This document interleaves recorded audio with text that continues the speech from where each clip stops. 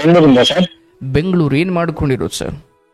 Sir ನಾನು ಒಂದು boutique ಅಂತ, ಅಂದ್ರೆ ಟೈಲರಿಂಗ್, ಲೇಡೀಸ್ ಗೌನು ಲೆಹಂಗಾ ಇಂಥದ್ದು ಸ್ಟಿಚ್ ಮಾಡೋದು, ಬ್ಲೌಸ್. Okay okay. ಎಷ್ಟು ವರ್ಷದಿಂದ ಮಾಡ್ತೀರಿ? ಸರ್ ಒಂದು ವರ್ಷ ಆಯ್ತು ಸರ್. ಆಷಾಢ ಬಂದ್ರೆ ಏಕಾದಶಿ ದಿನ ಓಪನ್ ಮಾಡಿದ್ದು, ಅವಾಗ ಸ್ಟಾರ್ಟ್ ಮಾಡಿದ್ದೆ ಸರ್. ಓ, ಬೂಟಿಕ್ ಅಂದ್ರೆ ಕಂಪನಿ ಹೆಸರಾ? ಅಲ್ಲ ಸರ್, ಅದು ಬೂಟಿಕ್ ಅಂದ್ರೆ ಆಲ್ ಟೇಪ್ ಕ್ವಾಲಿಟಿ ಫೋಟೋ ತೋರ್ಸಿದ್ರೆ ಆತರ ಸ್ಟಿಚ್ ಮಾಡ್ಕೊಡೋದು ಆಲ್ ಮೆಜರ್ಮೆಂಟ್ ಗೆ. ಓಹೋ, okay okay okay okay okay. ಈ ಟೈಲರಿಂಗ್ ಮಾಡ್ಕೊಂಡಿರೋರ ಹತ್ರ ಸಿಗದೆ ಇರೋ ಕೆಲವು ವ್ಯವಸ್ಥೆ ಅಥವಾ ಸವಲತ್ತುಗಳು ನಿಮ್ ಕಡೆ ಸಿಗ್ತವೆ? ಹೌದು ಸರ್. ಓಕೆ, ಅವ್ರಿಗೆ ಬೇಕಾದ ಡಿಸೈನ್ ಅನ್ನ ಫೋಟೋ ತೋರಿಸಿ ಮಾಡಿಸ್ಕೊಳ್ಬಹುದು? ಹೌದು ಸರ್. ನಾನು ಗಾರ್ಮೆಂಟ್ಸ್ ಅಲ್ಲಿ ಪ್ರೊಡಕ್ಷನ್ ಮ್ಯಾನೇಜರ್ ಆಗಿ, ಆಮೇಲೆ ಟೈಲರ್ ಆಗಿ, ಪ್ರೊಡಕ್ಷನ್ ಮ್ಯಾನೇಜರ್ ಆಗಿ, ಟೆಕ್ನಿಷಿಯನ್ ಆಗಿ ಎಲ್ಲ ವರ್ಕ್ ಮಾಡಿದ್ದೆ sir. Okay okay okay okay okay. ತುಂಬಾ ಖುಷಿ ಆಗ್ತದೆ ಸರ್ ಕಾಲ್ ಸಿಕ್ಕಿದ್ಕೆ. ನನ್ನ ಹೆಂಡತಿ ಅವತ್ತಿಂದ ನಾನು ಅವ್ರ ಜೊತೆ ಮಾತಾಡ್ಬೇಕು, ಅವರು ಒಂದ್ ಸ್ವಲ್ಪ ಸಮಸ್ಯೆ ಆಗಿತ್ತು. ಅಂದ್ರೆ ಒಂದ್ ಸ್ವಲ್ಪ ನಮ್ ದುಡ್ಡನ್ನ ಕಳ್ಕೊಂಡು ಸ್ವಲ್ಪ ಅವ್ರು ಡಿಪ್ರೆಷನ್ ಹೋಗಿದ್ಲು. Okay okay. ಅವ್ರು ಇವಾಗ ಅವರೇ ಕಾಲ್ ಮಾಡ್ತಾರೆ, ಕಾನ್ಫರೆನ್ಸ್ ಕಾಲ್ ಹಾಕಿ ನೀವು ಮಾತಾಡ್ತೀರಂದ್ರೆ ಮಾತಾಡಿ ಸರ್. ಕಾಲ್ ಮಾಡ್ತಾ ಇದಾರೆ, ಸ್ವಲ್ಪ ಅವ್ರ ಹತ್ರ ಮಾತಾಡ್ಬೇಕು ನೀವು.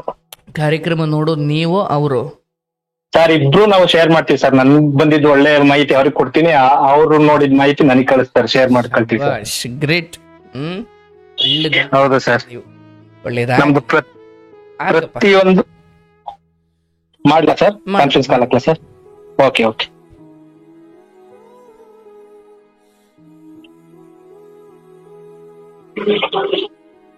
The person you are speaking with has put your call on hold. Please stay on the line. ನೀವು ಮಾತನಾಡುತ್ತಿರುವ ವ್ಯಕ್ತಿಯು ನಿಮ್ಮ ಕರೆಯನ್ನು ಹೋಲ್ಡ್ನಲ್ಲಿ ಇಟ್ಟಿದ್ದಾರೆ. ದಯವಿಟ್ಟು ಲೈನ್ ನಲ್ಲಿಯೇ ಇರಿ. आप जिस व्यक्ति से बात कर रहे हैं उसने आपकी कॉल को होल्ड पर रखा। ಹಲೋ ಸರ್, ಲೈನ್ ಅಲ್ಲಿ ಇದ್ದಾರೆ. ನಮಸ್ತೆ. ಹಲೋ, ನಮಸ್ತೆ ಸರ್. ಚೆನ್ನಾಗಿದ್ದೀರಾ? ಬಹಳ ಚೆನ್ನಾಗಿದ್ದೀನವ, ನೀವ್ ಹೇಗಿದ್ದೀರಿ? ಚೆನ್ನಾಗಿದ್ದೀನಿ ಸರ್. ಓಕೆ, ಏನ್ ಮಾಡ್ತಾ ಇದ್ದೀರಿ? ನಾನು ಅದೇ ಮನೇಲಿ ಪೀಸ್ ವರ್ಕ್ ಮಾಡ್ತೀನಿ ಸರ್, ನಾ ಟೈಲರ್. ಓಕೆ, ಅಂದ್ರೆ ಗಂಡ ಹೆಂಡತಿ ಇಬ್ರು ಒಂದೇ ಕಡೆ ಕೆಲಸ ಮಾಡೋದಾ? ಇಲ್ಲ ಸರ್, ಅವ್ರು ಶಾಪ್ ಅಲ್ಲಿ ಇರ್ತಾರೆ. ಓಕೆ, ನಾನ್ ಮನೇಲೆ ಪೀಸ್ ವರ್ಕ್ ಮಾಡ್ತೀನಿ. ಎಷ್ಟು ವರ್ಷ ನಿಮಗೆ? ನನ್ಗೆ ಇವಾಗ 31 ವರ್ಷ ಸರ್. ನಿಮ್ಮ ಮನೆಯವ್ರಿಗೆ ಎಷ್ಟು ವರ್ಷ? ಅವ್ರಿಗೆ ಇವಾಗ 37 ಇರ್ಬೇಕು ಅವ್ರಿಗೆ. ಆಯ್ತು. ಕಾರ್ಯಕ್ರಮ ಯಾವಾಗ್ಲಿಂದ ನೋಡೋದು ನೀವು? ನಾನ್ ಸುಮಾರು ಒಂದ್ 3-4 ತಿಂಗಳಿಂದ ನೋಡ್ತಾ ಇದ್ದೀನಿ ಸರ್. ಅವ್ರು ಮುಂಚೆಯಿಂದ ನೋಡ್ತಾ ಇದ್ರು.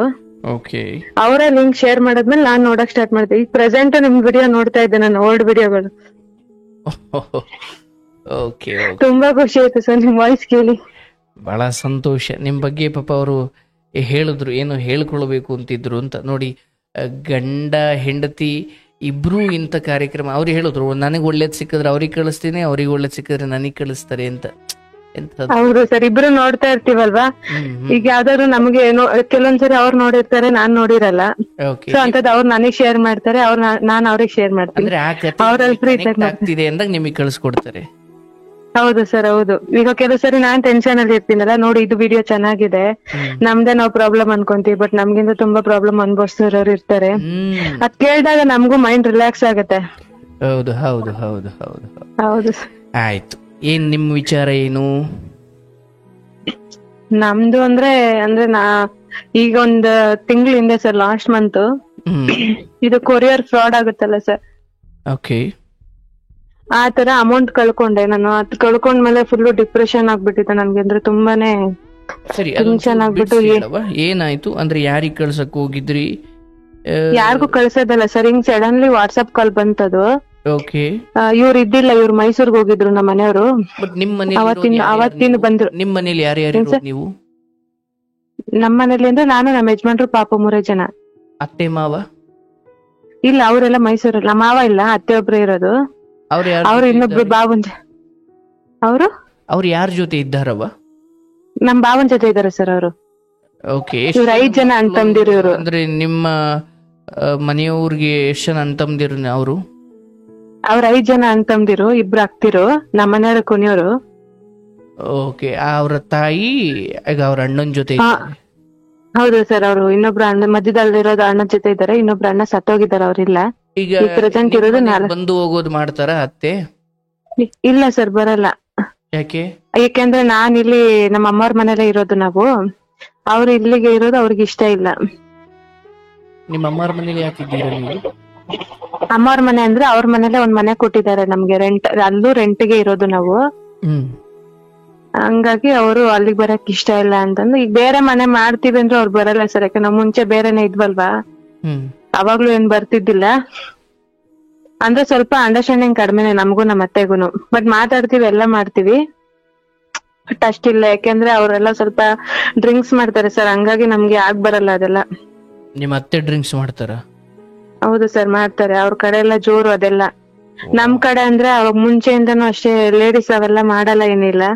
ನಮ್ಗದು ಮುಂಚೆಯಿಂದನೂ ನೆಗೆಟಿವಿಟಿ ತುಂಬ್ಕೊಂಡ್ಬಿಟ್ಟಿದೆ ಆ ವಿಷಯಕ್ಕೆ. ಲೇಡೀಸ್ ಅಂತಲ್ಲವ, ಯಾರು ಮಾಡಬಾರ್ದಲ್ಲ. ಹೌದು ಸರ್, ಹೌದು. ಬಟ್ ಅವ್ರಿಗೆ ಹೆಂಗೆ ಅಂದ್ರೆ ಇವ್ರು ಕುಡಿತಾ ಇದಾರೆ ನಮ್ಮ ಯಜಮಾನ್ರು. ಈಗ ಹೇಳ್ಬೇಕಂದ್ರೆ ಒಂದ್ ವಾರದಿಂದ ತಗೊಂಡಿಲ್ಲ ನಮ್ಮ ಮನೆಯವ್ರು. ಅಂದ್ರೆ ಬಿಟ್ಟಿರೋದ ಅಥವಾ ಯಾವ್ದೋ ಕಾರಣಕ್ಕೆ ನಿಲ್ಸಿರೋದ? ಕುಡಿಯಲ್ಲ ಅಂತಂದೇಳೇನೆ. ಯಾಕೆಂದ್ರೆ ಒಂದ್ ವಾರದಿಂದ ಇದೇ ವಿಷಯಕ್ಕೆ, ಡ್ರಿಂಕ್ಸ್ ಮಾಡೋ ವಿಷಯಕ್ಕೇನೆ ಫುಲ್ ನಮ್ಗೂ ಮೈಂಡ್ ಡಿಸ್ಟರ್ಬ್ ಆಗ್ಬಿಟ್ಟು ರೇಗ್ಬಿಟ್ಟಿದೆ ಅವ್ರಿಗೆ. ಪಾಪು ಅಳ್ತಾ ಇದ್ದ ನನ್ ಮಗ ಕೇಳಿಸ್ಕೊಂಡು, ನೀವ್ ಹಿಂಗ ಆಗ್ಬಿಟ್ಟು ಏನಾರು ಸತ್ತೋದ್ರೆ ನನ್ನ ಯಾರು ನೋಡ್ಕೊಂತಾರೆ ಮಮ್ಮಿ ಪಾಪ, ಆಮೇಲೆ ಅದು ಬೇಜಾರು ಇದು ಬೇಜಾರು ಅಂತ ಅವ್ರು ಕುಡಿತಾರೆ, ನಾನು ಅನಾಥ ಆಗ್ಬಿಡ್ತೀನಿ, ನಾನು ಯಾರು ನೋಡ್ಕೊಂತಾರೆ ಮಮ್ಮಿ ಅಂತ ಅಳ್ತಾ ಇದ್ದ ಅವನು. ಅದನ್ನ ನೋಡಿ ಅವ್ರಿಗೆ ಹರ್ಟ್ ಆಯ್ತು. ನನ್ ಮಗ ಹಂಗಾರೆ ಇವಳು ಸತ್ರುನು ನಾನು ಯಾವ್ದೋ ಒಂದ್ ರೀಸನ್ ಇಟ್ಕೊಂಡು ಕುಡಿತೀನಿ ಅನ್ನೋದನ್ನ ಅವ್ನ್ ಮೈಂಡ್ ಮಾಡ್ತಿದ್ದಾನೆ, ಸೊ ಅವನಿಗೋಸ್ಕರ ನಾನು ಕುಡಿಬಾರ್ದು ಅಂದ್ಬಿಟ್ಟು ಒಂದ್ ವೀಕ್ ಇಂದ ಅದನ್ನು ತಗೋಟಿಲ್ಲ. ಅದು ಬಹಳ ಮುಖ್ಯ. ಯಾವುದೋ ಒಂದು ರೀತಿಯಲ್ಲಿ ಅದು ಸತ್ಯ, ಅದು ಮಗನ ಮೂಲಕ ಹೊರಗಡೆ ಬಂದಿದೆ ಅಷ್ಟೇ.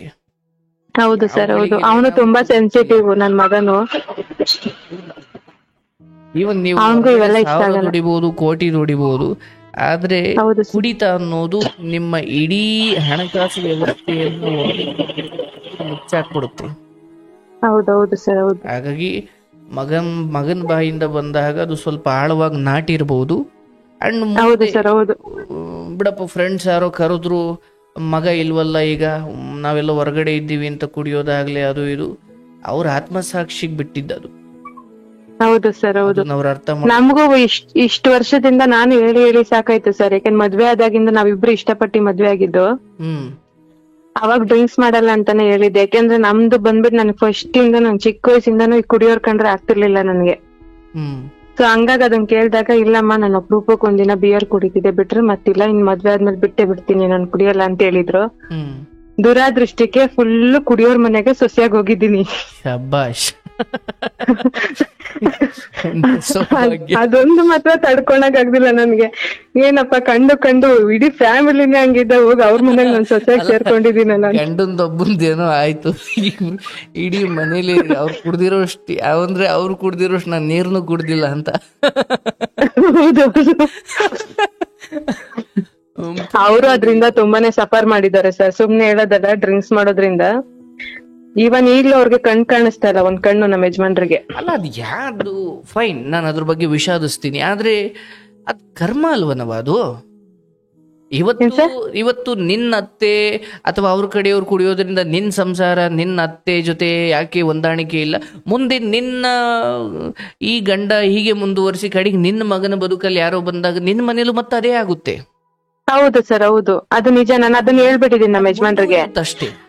ಹಾಗಾಗಿ ಕುಡಿಯೋದ್ರಿಂದ ಬೆಳಗ್ಗಿನವರೆಗೂ ಒಂದು ನಶೆಯಲ್ಲಿ ಇರಬಹುದು, ಆದ್ರೆ ಹೋಗ್ತಾ ಹೋಗ್ತಾ ಹೋಗ್ತಾ ಕುಡುಕರಿಗೆ ಮನೆಯಲ್ಲೇ ಗೌರವ ಸಿಗಲ್ಲ, ಮಕ್ಕಳಿಂದನೂ ಗೌರವ ಸಿಗಲ್ಲ, ಕಡಿಗೆ ಅವರಿಗೆ ಫುಟ್ಪಾತ್ಗಳೇ ಮನೆಗಳು, ಮನೆಯಲ್ಲಿ ಅವ್ರಿಗೆ ಜಾಗ ಇರಲ್ಲ ಅವಾಗ. ಹಾಗಾಗಿ ನೋಡಿ, ಕುಡಿಯೋದು ತಪ್ಪು ಮಾಡ್ತಾರೆ, ನಿಮ್ ಗಂಡ ಅದರಿಂದ ಎಚ್ಚೆತ್ತುಕೊಂಡಿದ್ದಾರೆ. ಬಟ್ ದುರಾದೃಷ್ಟ ಯಾವ್ದನ್ನ ಈ ಚಿಕ್ಕ ವಯಸ್ಸಿಂದ ವಿರೋಧಿಸ್ತಿದ್ರೋ ಬಾರ್ ಮಧ್ಯಕ್ಕೆ ನಿಲ್ಲಿಸ್ದಂಗ ಆಗೈತೆ ನಿಮ್ಮನ್ನ. ಹೌದೌದು.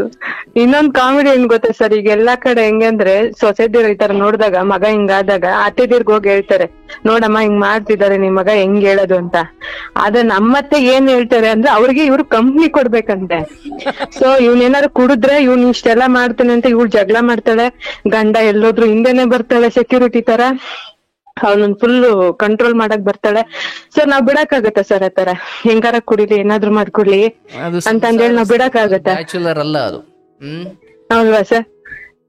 ಈಗ ನಮ್ಗ ಅನ್ಸುತ್ತೆ ಕೆಲವು ಸರಿ ಎಲ್ಲೂ ತಾಯಿ ಕೆಟ್ಟೋಳಾಗಿರಲ್ಲ, ಒಂದ್ ಪಕ್ಷ ಹೆಂಡತಿ ಕೆಟ್ಟೋಳಾದ್ರುನು ತಾಯಿ ಕೆಟ್ಟೋಳಾಗಲ್ಲ ಅಂತ.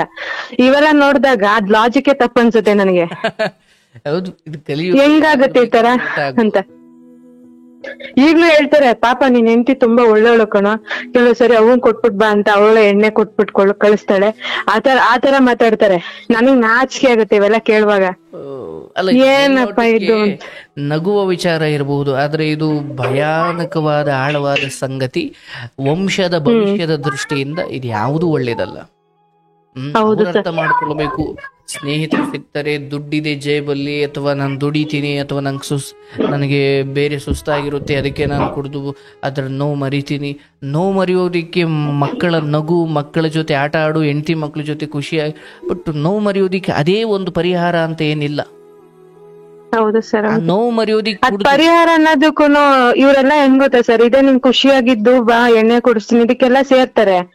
ಇದೇ 7 ವರ್ಷದಿಂದ ನನ್ ಮಗ 3 ವರ್ಷದವನ್ ಇರುವಾಗ ಇವರೇ ನಮ್ಮ ಮನೆಯವರೇ ಫುಲ್ ಹೆವಿ ಡ್ರಿಂಕ್ ಆಗಿ ರೋಡ್ ಮಧ್ಯದಲ್ಲಿ ಆಕ್ಸಿಡೆಂಟ್ ಆಗಿ ಬಿದ್ದಿದ್ದಾರೆ ಅವರು. ನನ್ಗ ಆ ವಿಷಯನೇ ಗೊತ್ತಿಲ್ಲ. 8 ಗಂಟೆಗೆ ಆಕ್ಸಿಡೆಂಟ್ ಆಗಿರೋದು, ನನಗೆ ವಿಷಯ ಗೊತ್ತಾಗಿದ್ದು 11 ಗಂಟೆಗೆ. ಡ್ರಿಂಕ್ ಮಾಡ್ಕೊಂಡ್ ಬಂದ್ ಬಿದ್ದಿರೋದ್ರಿಂದ ಯಾರೋ ಹಿಂಗೆ ನಾನ್ ಕೆಲ್ಸ ಮಾಡ್ತಿದ್ದಿದ್ದು ಹುಡ್ಗನೇ ನೋಡಿ, ಅವನ್ಗೂ ಗೊತ್ತಿಲ್ಲ, ಅವ್ರು ನಮ್ಮ ಯಜಮಾನ್ ಅನ್ನೋದು ಅವನ್ಗೂ ಗೊತ್ತಿಲ್ಲ, ಕರ್ಕೊಂಡ್ ಬಂದ್ಬಿಟ್ಟು ಇವ್ರು ಸೆಪರೇಟ್ ರೂಮ್ ಮಾಡ್ಕೊಂಡಿದ್ರು ಆ ಟೈಮಲ್ಲಿ ನಮ್ಮ ಯಜಮಾನ್ರು. ಆ ಟೈಮಲ್ಲಿ ನರ್ಕ ಅಂದ್ರೆ ಏನು ಅನ್ನೋದನ್ನ ನನ್ನ ಲೈಫ್ ಅಲ್ಲಿ ಫೇಸ್ ಮಾಡ್ಬಿಟ್ಟಿದೀನಿ ಸರ್. ಯಾಕಂದ್ರೆ ಏನೇ ಆದ್ರೂ ನನಗೆ ಹೊರಗಡೆದ್ ಅಷ್ಟೇನು ಗೊತ್ತಿರ್ಲಿಲ್ಲ. ಒಂದು ಹಾಸ್ಪಿಟ್ಲ್ ಆಗ್ಲಿ ಹೇಳ್ತಿದ್ದೆ, ನಾನು ಹೊರಗಡೆ ಓಡಾಡೇ ಇಲ್ಲ ನಾನು ಫಸ್ಟ್ ಆಫ್ ಆಲ್ ಹೇಳ್ಬೇಕಂದ್ರೆ. ಯಾಕಂದ್ರೆ ಚಿಕ್ಕ ವಯಸ್ಸಿಂದನೂ ಹಂಗೆ ಮನೆ ಒಳಗೆ ಒಂಥರ ಬಾವಿ ಕಪ್ಪೆ ಅಂತಾರಲ್ವಾ, ಅದೇ ತರನೇ ಇದ್ದಿದ್ದು. ನಾನು ಏನು ಹೊರಗಡೆ ಫೇಸ್ ಮಾಡಿದ್ದಿಲ್ಲ ನಾನು. ಅಂತದ್ರಲ್ಲಿ ಇವ್ರು ಸಡನ್ ಆಗಿ ಆತರ ಮಾಡ್ಕೊಂಡ್ ಬಂದ್ಬಿಟ್ಟು ಫಸ್ಟ್ ಟೈಮ್ ನೋಡಿದೀನಿ. ಮೈಯಲ್ಲೆಲ್ಲ ಫುಲ್ಲು ಬ್ಲಡ್, ವಾಮಿಟ್ ಮಾಡ್ಕೊಂತವ್ರೆ. ಹೋಗಿ ಹಾಸ್ಪಿಟ್ಲಿಗೆ ತೋರ್ಸಲ್ಲ ಅಂದ್ರೆ ಫುಲ್ಲು ಡ್ರಿಂಕ್ ಮಾಡ್ಬಿಟ್ಟವ್ರೆ. ಏನ್ ಮಾಡ್ಬೇಕಂತ ಈ ಕಡೆ ಅಪ್ಪ ಮುಂದೆ ಎಲ್ಪ್ ತಗೋಣ ಅನ್ನಕ್ಕೆ ಅವ್ರಿಗೆ ಹೇಳ್ಕೊಳಕ್ ಆಗ್ತಿಲ್ಲ. ನಾನು ಫುಲ್ ಡ್ರಿಂಕ್ ಮಾಡಿ ಏಟ್ ಮಾಡ್ಕೊಂಡ್ ಬಂದಿದಾರ ಅವರು ಅಂತ. ಓವರ್ ನೈಟ್ ಬೆಳಿಗ್ಗೆ ಯಾವಾಗ ಆಗುತ್ತಪ್ಪ ಅಂತ ಚಿಕ್ಕ ಮಗುನ ಕಳಿಸಿ ಬಾಗ್ಲ ಹಾಕೊಂಡ್ರು ನನ್ನ. ನೀನ್ ಹೋಗು, ನೀನು ಹೋಗ್ತಾರ. ಅವ್ರ ಏನೋ ಬೇರೆ ತಿಳ್ಕೊಂಡ್ರು, ಇಷ್ಟೊತ್ನಲ್ಲಿ ಹೋಗಿದ್ದಾಳೆ ಅಲ್ಲಿ ರೂಮ್ಗೆ ಅಂತ ಅಂದ್ಬಿಟ್ಟು ಅವ್ರೇನೋ ಬೇರೆ ತರ ತಿಳ್ಕೊಂಡು ಹೋಗ್ತಾರು, ಮಗು ಎತ್ಕೊಂಡು ನೀನ್ ಹೋಗ್ ಅಂತ ಹೇಳ್ಬಿಟ್ಟು ಕಳಿಸ್ಬಿಟ್ಟು ಬಾಗ್ಲ ಹಾಕಿದ್ರು ನನ್ನನ್ನ. ಆ ಟೈಮಲ್ಲಿ ಹೋಗ್ಬಿಟ್ಟು ಮಗು ಕರ್ಕೊಂಡು ಅಷ್ಟ್ 3 ವರ್ಷದ ಮಗು ಇಟ್ಕೊಂಡು ನಾನು ಓವರ್ ನೈಟ್ ಕಾದಿದ್ದೀನಿ. ಯಾವಾಗ ಬೆಳಕರಿಯುತ್ತಪ್ಪ ಫಸ್ಟ್ ಹಾಸ್ಪಿಟ್ಲ್ ಕರ್ಕೊಂಡು ಹೋಗ್ಬೇಕು. ಯಾಕಂದ್ರೆ ಓವರ್ ನೈಟ್ ವಾಮಿಟ್ ಮಾಡ್ಕೊಂತಾನೆ ಇದ್ದಾರೆ. ನನಗ್ ಭಯ ಏನಾಗುತ್ತೋ ಎತ್ತೋ ಅಂತ. ಆ ಟೈಮಲ್ಲಿ ಅಪ್ಪ ಅಮ್ಮನೂ ಎಲ್ಪಿಗ್ ಬಂದಿಲ್ಲ, ಅತ್ತೆ ಮಾವನು ಎಲ್ಪಿಗ್ ಬಂದಿಲ್ಲ, ಯಾರು ಬಂದಿಲ್ಲ ಸರ್. ಆ ಟೈಮಲ್ಲಿ 2-3 ದಿವಸ ಆದ್ಮೇಲೆ ನಮ್ಮ ಅತ್ತೆ ಹೇಳ್ತಾರೆ, ಹುಷಾರಾದ್ಮೇಲೆ ಕರ್ಕೊಂಡ್ ಬಾರೆ ನೋಡ್ಬೇಕು ನನ್ ಮಗನ್ನ ಅಂತ. ನಾನ್ ಅನ್ಕೊಂಡೇ ಇದ್ದಿಲ್ಲ ಲೈಫಲ್ಲಿ ಇವೆಲ್ಲ ಫೇಸ್ ಮಾಡ್ಬೇಕು. ₹1 ಕೈಯಲ್ಲಿ ₹1 ಇದ್ದಿಲ್ಲ ಕೈಯಲ್ಲಿ ಆ ಟೈಮಲ್ಲಿ. ಯಾವ ತರ ಮಾಡಿರ್ಬೇಕು ಅಂದ್ರೆ ಅಷ್ಟೇ ಅನುಭವಿಸ್ಬಿಟ್ಟು ಈಗ ಏನೋ ಒಂದ್ ಕಡೆ ನೋಡ್ತೀವಿ ಅಂದಾಗ ಪ್ರಾಬ್ಲಮ್ಗಳು ನಮ್ನೆ ಹುಡ್ಕೊಂಡ್ ಬರ್ತವೆ. ಇರ್ಲವ ಆಯ್ತು, ಬಟ್ ಅವ್ರು ಬಿಟ್ಟಿದಾರಲ್ಲ ಭಗವಂತನಿಂದ ಅದು ಹಾಗೆ ಬಿಟ್ಟಿರೋದ್ರಿಂದ ಆ ಬಿಡುವ ವೈರಾಗ್ಯ, ಎಣ್ಣೆಯ ಮೇಲಿನ ವೈರಾಗ್ಯ ಮುಂದುವರಿಲಿ. ಅದು ಮಕ್ಕಳಿಗೆ, ಸಂಸಾರಕ್ಕೆ ಯಾವುದಕ್ಕೂ ಒಳ್ಳೇದಲ್ಲ. ಹೌದು ಸರ್, ಹೌದು. ನಿನ್ ವಿಚಾರ ಏನು ಹೇಳಲಿಕ್ಕೆ ಬಂದಲ್ಲವ? ಅದೇ ಸರ್, ಇದು ಇವ್ರು ಹಿಂಗ್ ಮೈಸೂರ್ಗ್ ಹೋಗ್ ಬಂದ್ರು ಮೊನ್ನೆ. ಇವ್ರ ಹಂಗಂದ್ರೆ ಅಲ್ಲಿ ಹೋಗ್ಬಿಟ್ರೆ ಆಟೋಮೆಟಿಕ್ ಆಗಿ ಚೇಂಜ್ ಆಗ್ಬಿಡ್ತಾರೆ ನಮ್ಮ ಮನೆಯವ್ರು. ಸ್ವಲ್ಪ ಒಂಥರ ಇರಿಟೇಟ್ ಆಗಂಗ್ ಮಾತಾಡೋದು ಆತರ. ಹಂಗಾಗಿ ಸ್ವಲ್ಪ ಮಾತಾಡ್ತಿರ್ಲಿಲ್ಲ ನಾನು ನಮ್ಮ ಯಜಮಾನ್ರು. ಆ ಟೈಮಲ್ಲೇ ಇದು ಕೊರಿಯರ್ ಸ್ಕ್ಯಾಮ್ ಅಂತ ಆಗುತ್ತಲ್ಲ ಸರ್, ನನಗ್ ಗೊತ್ತಿಲ್ಲ ಅದ್ರ ಬಗ್ಗೆ, ಮ್ಯಾಟ್ರೇ ಗೊತ್ತಿಲ್ಲ ನನ್ಗೆ. ಈ ತರ ಸ್ಕ್ಯಾಮ್ಗಳಾಗ್ತವೆ ಹೇಳ್ತೀನಿ ಸರ್. ವಾಟ್ಸ್ಆಪ್ ಇಂದ ಕಾಲ್ ಬಂತು, ಮೇಡಮ್ ಹಿಂಗೆ ನೀವೇನೋ ನಿಮ್ದೊಂದ್ ಕೊರಿಯರ್ ಬಂದಿದೆ ಹಂಗೆ ಹೆಂಗಂದ್ರೆ. ಇಲ್ಲ ಮೇಡಮ್ ಯಾವ್ದು ಕೊರಿಯರ್ ಇಲ್ಲ ನಂದು ಅಂದ್ರೆ. ಅವ್ರು ಪ್ಯೂರ್ ಇಂಗ್ಲಿಷ್ ಅಲ್ಲಿ ಮಾತಾಡ್ತಿದ್ರು. ನನಗೆ ಇಂಗ್ಲಿಷ್ ಬರಲ್ಲ, ಅರ್ಥ ಆಗುತ್ತೆ, ನಂಗೆ ರಿಪ್ಲೈ ಮಾಡಕ್ ಬರಲ್ಲ. ನಾನು ಓದಿರೋದೇ 10th, ನಂಗೆ ರಿಪ್ಲೈ ಮಾಡಕ್ ಬರ್ತೇನೆ. ಅದ್ರಲ್ಲೇ ನಾನು ಹೇಳ್ದೆ, ಇಲ್ಲ ನಮ್ದು ಯಾವ್ದಿಲ್ಲ, ನಿಮ್ ಕನ್ನಡ ಬರುತ್ತಾ ಅಂದ್ರೆ. ಇಲ್ಲ ಕನ್ನಡ ಬರಲ್ಲ, ಇಂಗ್ಲಿಷ್ ಅಲ್ಲಿ ಎಕ್ಸ್ಪ್ಲೈನ್ ಮಾಡ್ಬೇಕಂತ ಅಂದ್ರು. ಇಲ್ಲ ಮೇಡಮ್ ಯಾವ್ದು ಇಲ್ಲ ಕೊರಿಯರ್ ಅಂದ್. ಇಲ್ಲ ಅದ್ರಲ್ಲಿ ತುಂಬಾ ಕಾಸ್ಟ್ಲಿ ಗಿಫ್ಟ್ ಇದೆ, ಅಮೌಂಟ್ ಬೇರೆ ಬಂದಿದೆ, ಅದು ನಮ್ಗೆ ಡೌಟ್ ಬಂದ್ ಸ್ಕ್ಯಾನ್ ಮಾಡಿದ್ವಿ, ಸೊ ಡ್ರಗ್ಸ್ ಎಲ್ಲ ಇದೆ ಅದ್ರೊಳಗಡೆ.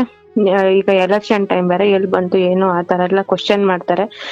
ಸೊ ನೀವು ಇಮಿಡಿಯೇಟ್ ಆಗಿ ಇಷ್ಟ ಅಮೌಂಟ್ ಕಟ್ಬೇಕು ನೀವು. ಇಲ್ಲ ಅದ್ ನಂದು ಅಲ್ವೇ ಇಲ್ಲ, ನನ್ ಕೊರಿಯರು, ನಂಗೆ ಕಟ್ಟಕ್ಕಾಗಿಲ್ಲ ಅಂದ್ರೆ ಪೊಲೀಸರು ಬರ್ತಾರೆ, ನಿಮ್ನ ಅರೆಸ್ಟ್ ಮಾಡ್ಕೊಂಡು ಹೋಗ್ತಾರೆ, ಹಂಗೆ ಹಿಂಗೆ ಅಂದ್ರು. ನನ್ಗೆ ಡ್ರಗ್ಸ್ ಅಂದಾಗ್ಲೇ ನನ್ಗೆ ಅರ್ಧ ಹೊರಟೋಯ್ತು ಜೀವ.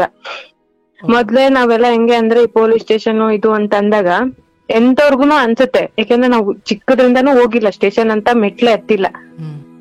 ಹಂಗಿದ್ದಾಗ ಅದನ್ನ ಕೇಳಿದಾಗ ಎಂತವ್ರಿಗೂ ಭಯ ಆಗತ್ತೆ. ಅವಾಗ ಹೆಂಗಾಯ್ತು ನನಗೆ ಭಯ, ಅಯ್ಯೋ ಏನಪ್ಪಾ ಏನ್ ಹಿಂಗೆಲ್ಲ ಹೇಳ್ತಿದಾರೆ, ಈಗ ಏನಾರು ನಾಳೆ ದಿನ ಹಿಂಗೆ ಬಂದ್ರು ಪೊಲೀಸರು, ಅವ್ರು ಫಸ್ಟೇ ಕೇಳಲ್ಲ ಏನು ಎತ್ತ ಅಂತ, ಯಾಕಂದ್ರೆ ಎಂತವ್ರನ್ನು ಡೌಟ್ ಇಂದಾನೆ ನೋಡ್ತಾರೆ. ಈಗ ನಿಜ ಹೇಳಿದ್ರು ನಂಬಲ್ಲ ಆ ಟೈಮ್ಗೆ. ಎಲ್ಲೆಲ್ಗ ಹೋಗುತ್ತಪ್ಪ, ಹೋಗಿ ಕೂರ್ಸ್ಕೊಂಡು ಮರ್ಯಾದೆ ಪ್ರಶ್ನೆ ಬಂದ್ ಕರ್ಕೊಂಡೋದ್ರೆ ಏನಪ್ಪಾ ಮಾಡೋದು ಅಂತಂದು 3 ಲಕ್ಷದವರೆಗೂ ಕಟ್ಟಿದೀನಿ ಸರ್ ಅಮೌಂಟ್. ಅಲ್ಕಿತ್ತಿ ಇಲ್ಕಿತ್ತಿ 2 ದಿನ ಟೆನ್ಷನ್ ಅಲ್ಲಿ, ಯಾಕಂದ್ರೆ ಬ್ಯಾಕ್ ಟು ಬ್ಯಾಕ್ ಕಾಲ್ ಮಾಡ್ತಾ ಇದ್ರು ಅವ್ರು. ನಿಮಿಷ, ಅವರು ಆ ಕಡೆಯಿಂದ ಏನ್ ಹೇಳ್ತಿದ್ದಾರೆ ಅಂತ ಇಂಗ್ಲಿಷ್ ಅಲ್ಲಿ ನಿಮಗೆ ಹೆಂಗ್ ಅರ್ಥ ಆಯ್ತು? ಅರ್ಥ ಆಗುತ್ತೆ ಸರ್ ನನ್ಗೆ, ಯಾಕಂದ್ರೆ ಅದನ್ನ ನಾನು ಹೇಳ್ದೆ ಅವ್ರಿಗೆ, ಸ್ಲೋ ಆಗಿ ಹೇಳಿ ನನಗೆ. ಅರ್ಥ ಆಗುತ್ತೆ ಸರ್, ಅರ್ಥ ಆಗುತ್ತೆ ನನಗೆ. ಅದನ್ನ ರಿಪ್ಲೈ ಮಾಡಕ್ ಬರಲ್ಲ. ಓಕೆ ಫೈನ್, ಹೇಳಿದ ಅರ್ಥ ಆಗತ್ತೆ. ಬಟ್ ಅವ್ರು ಆ WhatsApp number from Indian number are ಬೇರೆ ದೇಶದ ನಂಬರ್ ಅದು? ಅದು ನನಗೆ ಗೊತ್ತಿಲ್ಲ ಸರ್. ಅದ್ ಬಂದ್ಬಿಟ್ಟವ್ರೆ, ಅದು ಹೆಸರೆಲ್ಲ ಇತ್ತು, ಇದು ಕೊರಿಯರ್ ಮಾಡ್ತಾರಲ್ವಾ ಕಂಪ್ನಿ ಅಂತ, ಆ ಹೆಸರು ಸೇವ್ ಆಗಿತ್ತು ನಂಬರ್ ಅಲ್ಲಿ. ಅಷ್ಟೊಂದ್ ಟ್ಯಾಲೆಂಟ್ ಅಲ್ಲಲ್ಲ ಸರ್ ನಾವೂನು, ಓದಿರೋದೇ ಕಡಿಮೆ ಓದಿರೋದು, ಅದ್ರಲ್ಲಿ ಭಯ ಬೇರೆ ಮಧ್ಯದಲ್ಲಿ. ನನ್ಗೇನಾಯ್ತು ಆ ಟೆನ್ಷನ್, ಹೌದು, ಏನಾರ ಹಿಂಗ ಆಯ್ತಂದ್ರೆ ಅಪ್ಪ ದೇವ್ರೆ ಕಷ್ಟನಪ್ಪ, ಮೊದ್ಲೇ ಪ್ರಾಬ್ಲಮ್ ಅಲ್ಲಿ ಇರ್ತೀವಿ. ಅದ್ರಲ್ಲಿ ಅವ್ರು ಕೇಳೋದು ಒಂದೊಂದ್ ತರ ಕೇಳ್ತಾರೆ. ನಮ್ಗೆ ಸ್ಟೇಷನ್ ಅಂದ್ರೇನೆ ನಮ್ ತಲೆಯಲ್ಲಿ ಆಲ್ರೆಡಿ ಒಂದ್ ಸ್ಟೋರಿ ಇರುತ್ತೆ, ಏನೇನಾಗುತ್ತೆ ಅಂತಂದು. ಸಂಬಂಧ ಇಲ್ಲ ಅನ್ನೋದಾಗಿದ್ರೆ ನೀವು ಭಯ ಪಡೋ ಅವಶ್ಯಕತೆ ಏನಿದೆ? ಸಂಬಂಧ ಇಲ್ಲ ಅಂದ್ರೂ ನಾವ್ ಹೇಳೋದಂಗ ಇರುತ್ತಲ್ವಾ ಸರ್, ಅವ್ರು ಹುಡ್ಸೋ ಭಯ ಹಂಗಿರುತ್ತೆ. ಯಾಕೆಂದ್ರೆ ಅವ್ರು ಒಬ್ರು ಮಾತಾಡ್ತಾ ಇಲ್ಲ ಅಲ್ಲಿ. ಫಸ್ಟ್ ಒಂದ್ಸರಿ ಲೇಡಿ ಮಾತಾಡ್ತಾಳೆ, ಇಲ್ಲಿ ಆಫೀಸರಿಗೆ ಕೊಡ್ತೀನಿ ತಾಳಿ, ಇಲ್ಲಿ ಇವ್ರಿದ್ದಾರೆ ಅವ್ರಿದ್ದಾರೆ, ಒಬ್ರಾದ್ಮೇಲೆ ಕಿತ್ಕೊಂಡ್ ಮಾತಾಡ್ತಾನೆ ಇದಾರೆ. ನನಗ್ ಫುಲ್ ಗಾಬರಿ ಬಿದ್ದೋದೆ, ಏನ್ ಆಗ್ತಿಲ್ಲ ನನ್ಗೆ ಅಂತ ಅಂದೇಳಿ. ಆಮೇಲೆ ಅವರು IFSC ಕೋಡ್ ಮತ್ತೆ ಇದನ್ನ ನಂಬರ್ ಕಳ್ಸಿದ್ರು, ಬ್ಯಾಂಕ್ ಅಕೌಂಟ್ ನಂಬರ್. ಆ ಟೆನ್ಷನ್ ಅಲ್ಲಿ ಎಲ್ಲೆಲ್ಲಿ ಕಿತ್ತೆ ಅನ್ನೋದೇ ಗೊತ್ತಿಲ್ಲ. ಎಲ್ಲರ ಹತ್ರನು ಅಮೌಂಟ್ ಇಸ್ಕೊಂಡ್ ಮ್ಯಾಕ್ಸಿಮಮ್ 3 ಲಕ್ಷದವರೆಗೂ ಅಮೌಂಟ್ ಕಟ್ಟಿದೀನಿ. ಪುನಃ ಇಲ್ಲ ಮುಗಿತಪ್ಪ. ಅವ್ರ ಇವ್ರ ಹತ್ರ ಇಸ್ಕೊಟ್ರು, ನಿಮ್ಮ ಹತ್ರ ಎಷ್ಟಿತ್ತು ಸರ್? ನನ್ನ ಹತ್ರ ಬರೀ 30,000 ಇತ್ತು. ಅಂದ್ರೆ ಆ ತಿಂಗಳು ಪೇಮೆಂಟ್ ನಂದಿದ್ದು, ನಂದಿದ್ದೆ ಅಷ್ಟೇ. ಆ ತಿಂಗಳು ಕೆಲ್ಸ ಮಾಡಿದ ಪೇಮೆಂಟ್ ಇತ್ತು, ಅಷ್ಟ್ ಕಡ್ದೆ. ಆಮೇಲೆ ನಮ್ಮನೆಯವ್ರು ಕೇಳಿದ್ರು, ಹಂಗು ಏನಕ್ಕೆ ಇಷ್ಟೊಂದು ಟೆನ್ಷನ್ ಅಲ್ಲಿ ಇದೆಯಾ, ಏನ್ ಹೇಳು ನಾನು ಹೇಳಿಲ್ಲ ಅವ್ರಿಗೆ. ಯಾಕಂದ್ರೆ ಅವ್ರು ಗಾಬರಿ ಆಗ್ತಾರೆ ಈಗ ಹೇಳಿದ್ರೆ ಅಂತಂದ್ರೆ. ಯಾರಿಗೂ ಏನು ಹೇಳಿದ್ದಿಲ್ಲ ನಾನು. ಆಮೇಲೆ ಯಾವಾಗ ಪುನಃ ಮಾರನೇ ದಿನ ಫೋನ್ ಮಾಡಿ, ಇಲ್ಲ ನೀವಿನ್ನು 2.5 ಲಕ್ಷ ಕಟ್ಬೇಕಂದ್ರು. ನನಗ್ ಗೊತ್ತಿತ್ತು ನನ್ ಕೆಪಾಸಿಟಿ ಇದ್ದಿದ್ದೆ ಅಷ್ಟು. ಇನ್ ನನ್ ಜೀವ ತೆಗೆದ್ರು 1 ರೂಪಾಯಿ ಸಿಕ್ಕಲ್ಲ ನನ್ ಕಡೆಯಿಂದ.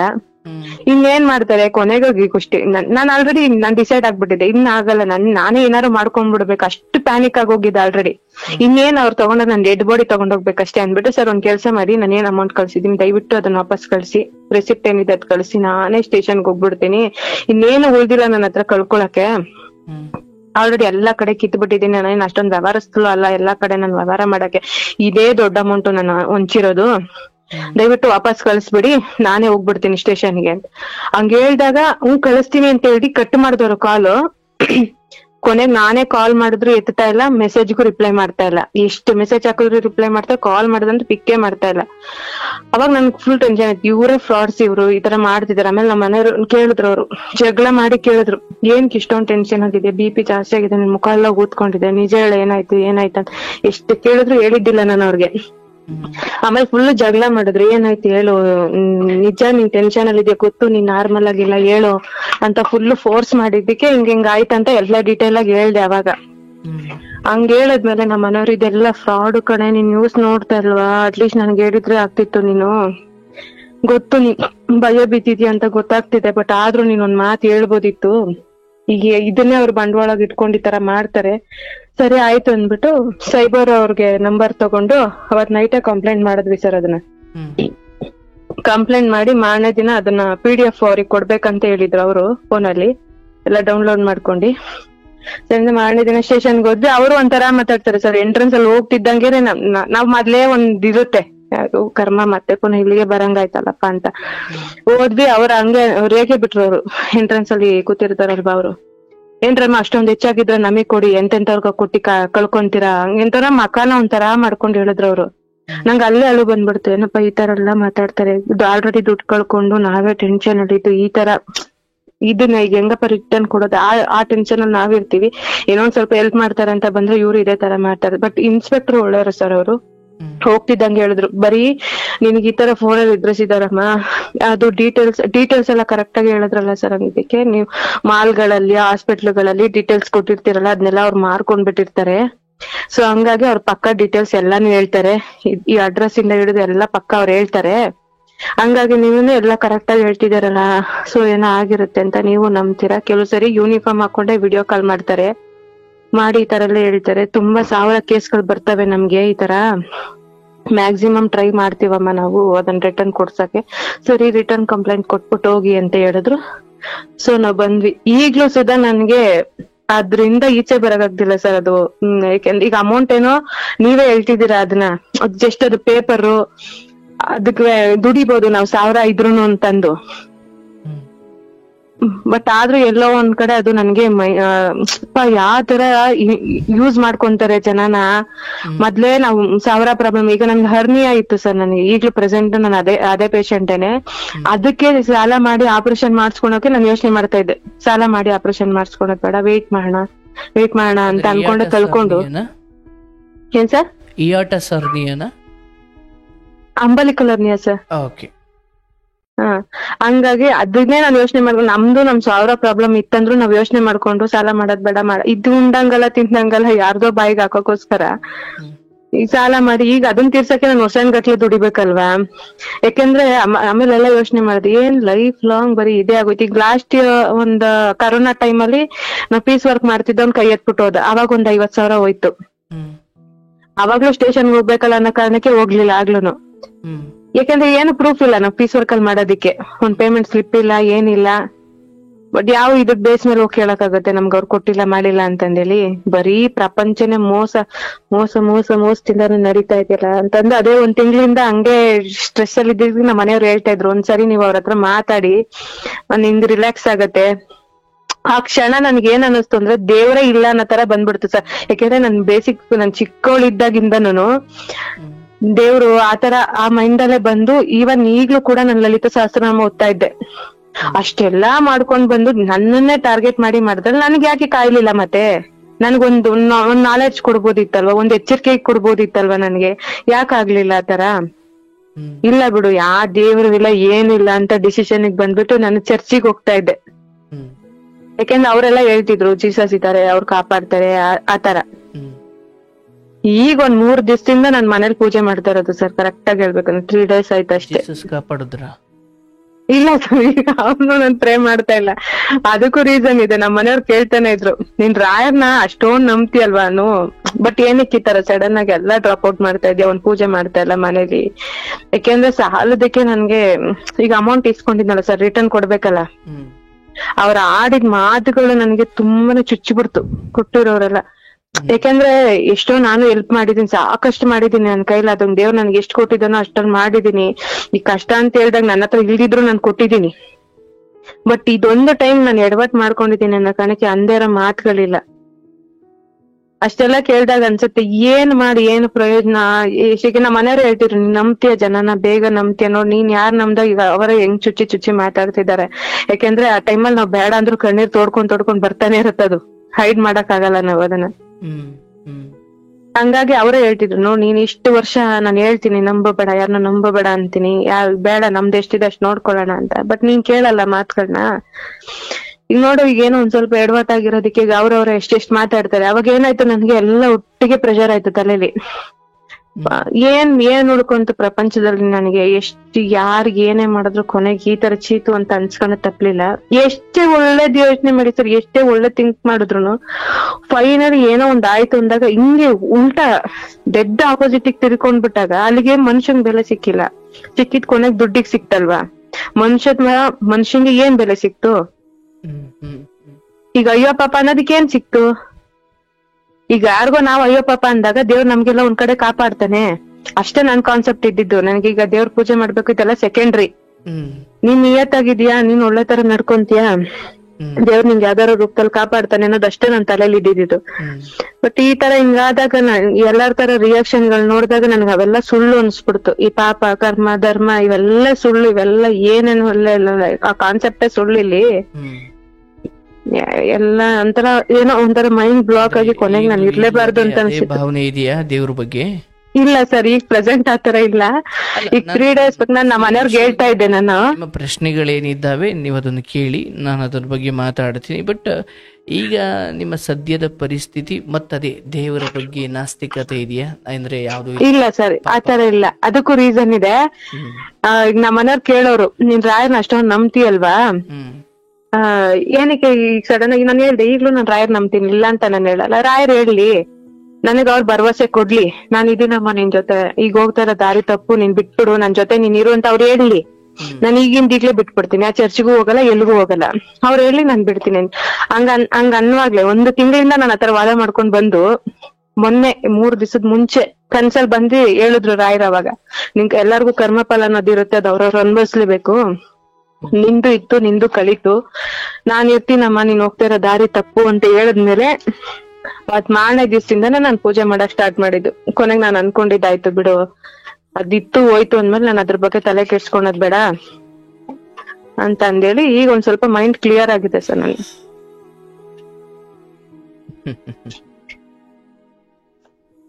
ಸರಿ, ಒಂದು ಹ್ಮ್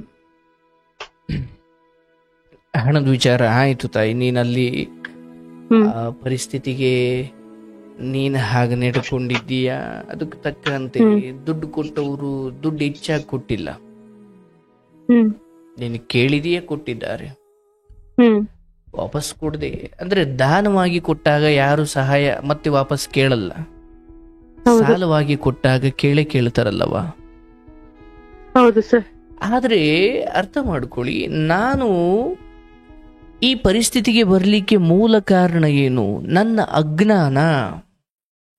ಅಜ್ಞಾನ ಏನು? ಜಗತ್ತಲ್ಲಿ ಯಾವುದೇ ಜಾಗದಲ್ಲಿ ನಾನಿರ್ಲಿ, ಯಾವುದೇ ಪರಿಸ್ಥಿತಿ ಇರಲಿ, ಹಗಲಿರ್ಲಿ ರಾತ್ರಿ ಇರಲಿ, ಯಾವುದೇ ಪರಿಸ್ಥಿತಿಯಲ್ಲಿ ನಾನಿರ್ಲಿ, ನನಗೆ ಯಾವುದೋ ಒಂದು ಕಂಟಕ ಎದುರಾಯಿತು, ನಾನು ಮಾಡದ ತಪ್ಪಿಗೆ ಅಥವಾ ನನಗೆ ಗೊತ್ತಿದ್ದು ನಾನು ಯಾವುದೇ ರೀತಿಯ ತಪ್ಪನ್ನ ಮಾಡಿಲ್ಲ, ಅದಾಗ್ಯೂ ಒಂದು ಫೋನ್ ಕರೆ ಬಂದು ನನಗೆ ಅನ್ನುತ್ತೆ ಅನ್ನೋದಾದ್ರೆ, ನೀವೆಲ್ಲಿವರೆಗೂ ಪ್ರತಿಷ್ಠೆಗೋಸ್ಕರ ಗೌರವ ಮರ್ಯಾದೆ ಅಂದ್ರೆ ಇವೆಲ್ಲವೂ ಕೂಡ ನಾನು ಧರ್ಮದಲ್ಲಿದ್ದೀನಿ ಎಂದಾಗ ಇವೆಲ್ಲ ನನ್ನನ್ನು ಹುಡುಕೊಂಡು ನನ್ನ ಸುತ್ತಮುತ್ತನೇ ಇರ್ತವೆ. ಆದರೆ ನಾನು ಅದು ಯಾವುದೂ ಮಾಡಿಲ್ಲ ಅಂದಾಗ ನಾನು ಹೆದರುಕೊಳ್ಳೋಕೆ ಈ ಕಥೆಯನ್ನು ನೀನೊಬ್ಬ ಚಿಕ್ಕ ಹುಡುಗನ ಮುಂದೆ ಹೇಳಿದ್ರು ಅವನಿಂದ ಬರುವ ಮೊದಲ ಉತ್ತರ ನನ್ನದು ತಪ್ಪಿಲ್ಲ ಅಂದಾಗ, ಪೊಲೀಸ್ನವರು ಬರಲಿ, ಇನ್ಯಾರೋ ಬರಲಿ, ಅಥವಾ ಜಗತ್ ಸಾವಿರ ಅನ್ಲಿ, ನನ್ನದು ಯಾವುದು ಆ ಕೇಸಲ್ಲಿ ಅಥವಾ ಅಂತ ವಿಚಾರ ಇನ್ವಾಲ್ವ್ಮೆಂಟೇ ಇಲ್ಲ, ಅಥವಾ ನಾನು ಬದುಕಲ್ಲ ಅಂತ ವಿಚಾರ ಕೈ ಹಾಕುವಷ್ಟು ದೊಡ್ಡವಳು ಅಲ್ಲವೇ ಇಲ್ಲ ಅಂದಾಗ ನಾನು ಹೆದರುಕೊಂಡಿದ್ದ ಕಾರಣ ನನ್ನ ಅಜ್ಞಾನ. ಹೌದು ಸರ್. ಆ ಸಮಯದಲ್ಲಿ ಗಂಡನಿಂದ ಮುಚ್ಚಿಡೋ ಸರಿ, ಯಾವುದನ್ನ ಪೊಲೀಸ್ನವರು ಅಥವಾ ಮರ್ಯಾದೆ ಹೋಗ್ಬಿಡುತ್ತೆ, ಅಯ್ಯೋ ಜನ ಏನಂತಾರೆ, ಯಾವುದನ್ನ ನೀನು ತಪ್ಪಿಸಿಕೊಳ್ಳೋದಿಕ್ಕೆ ಇಷ್ಟೆಲ್ಲ ಮಾಡುದು, ಅದೇ ವಿಚಾರ ಕಡೆಗೆ ನಿನ್ನ ಹತ್ರ ಬಂದೇ ಬಂತಲ್ಲ. ಹೌದು ಹೌದು ಸರ್, ಹೌದು. ಅಂದ್ರೆ ಮನುಷ್ಯನ ಅಜ್ಞಾನದಿಂದ ಅವನು ಮಾಡಿಕೊಳ್ಳೋ ಎಡವಟ್ಟು ನೋಡವ. ದೇವರ ವಿಚಾರದಲ್ಲಿ ಒಂದು ಸತ್ಯವನ್ನ ಅರ್ಥ ಮಾಡ್ಕೊ, ಅವನೆಷ್ಟೇ ದೊಡ್ಡ ಪರಮ ಭಕ್ತ ಆಗಿರ್ಲಿ, 10ನೇ ಕ್ಲಾಸ್ ಎಕ್ಸಾಮ್, ಆ ಹುಡುಗ ಭಗವಾನ್ ಕೃಷ್ಣನ ಬಹಳ ದೊಡ್ಡ ಭಕ್ತ, ಆ ಕಾರಣಕ್ಕೆ ಅವನು ಓದದೆ ಹೋಗಿ ಎಕ್ಸಾಮಿಗೆ ಕೂತ್ಕೊಂಡ್ರೆ ಕೃಷ್ಣ ಬರೀತಾನ?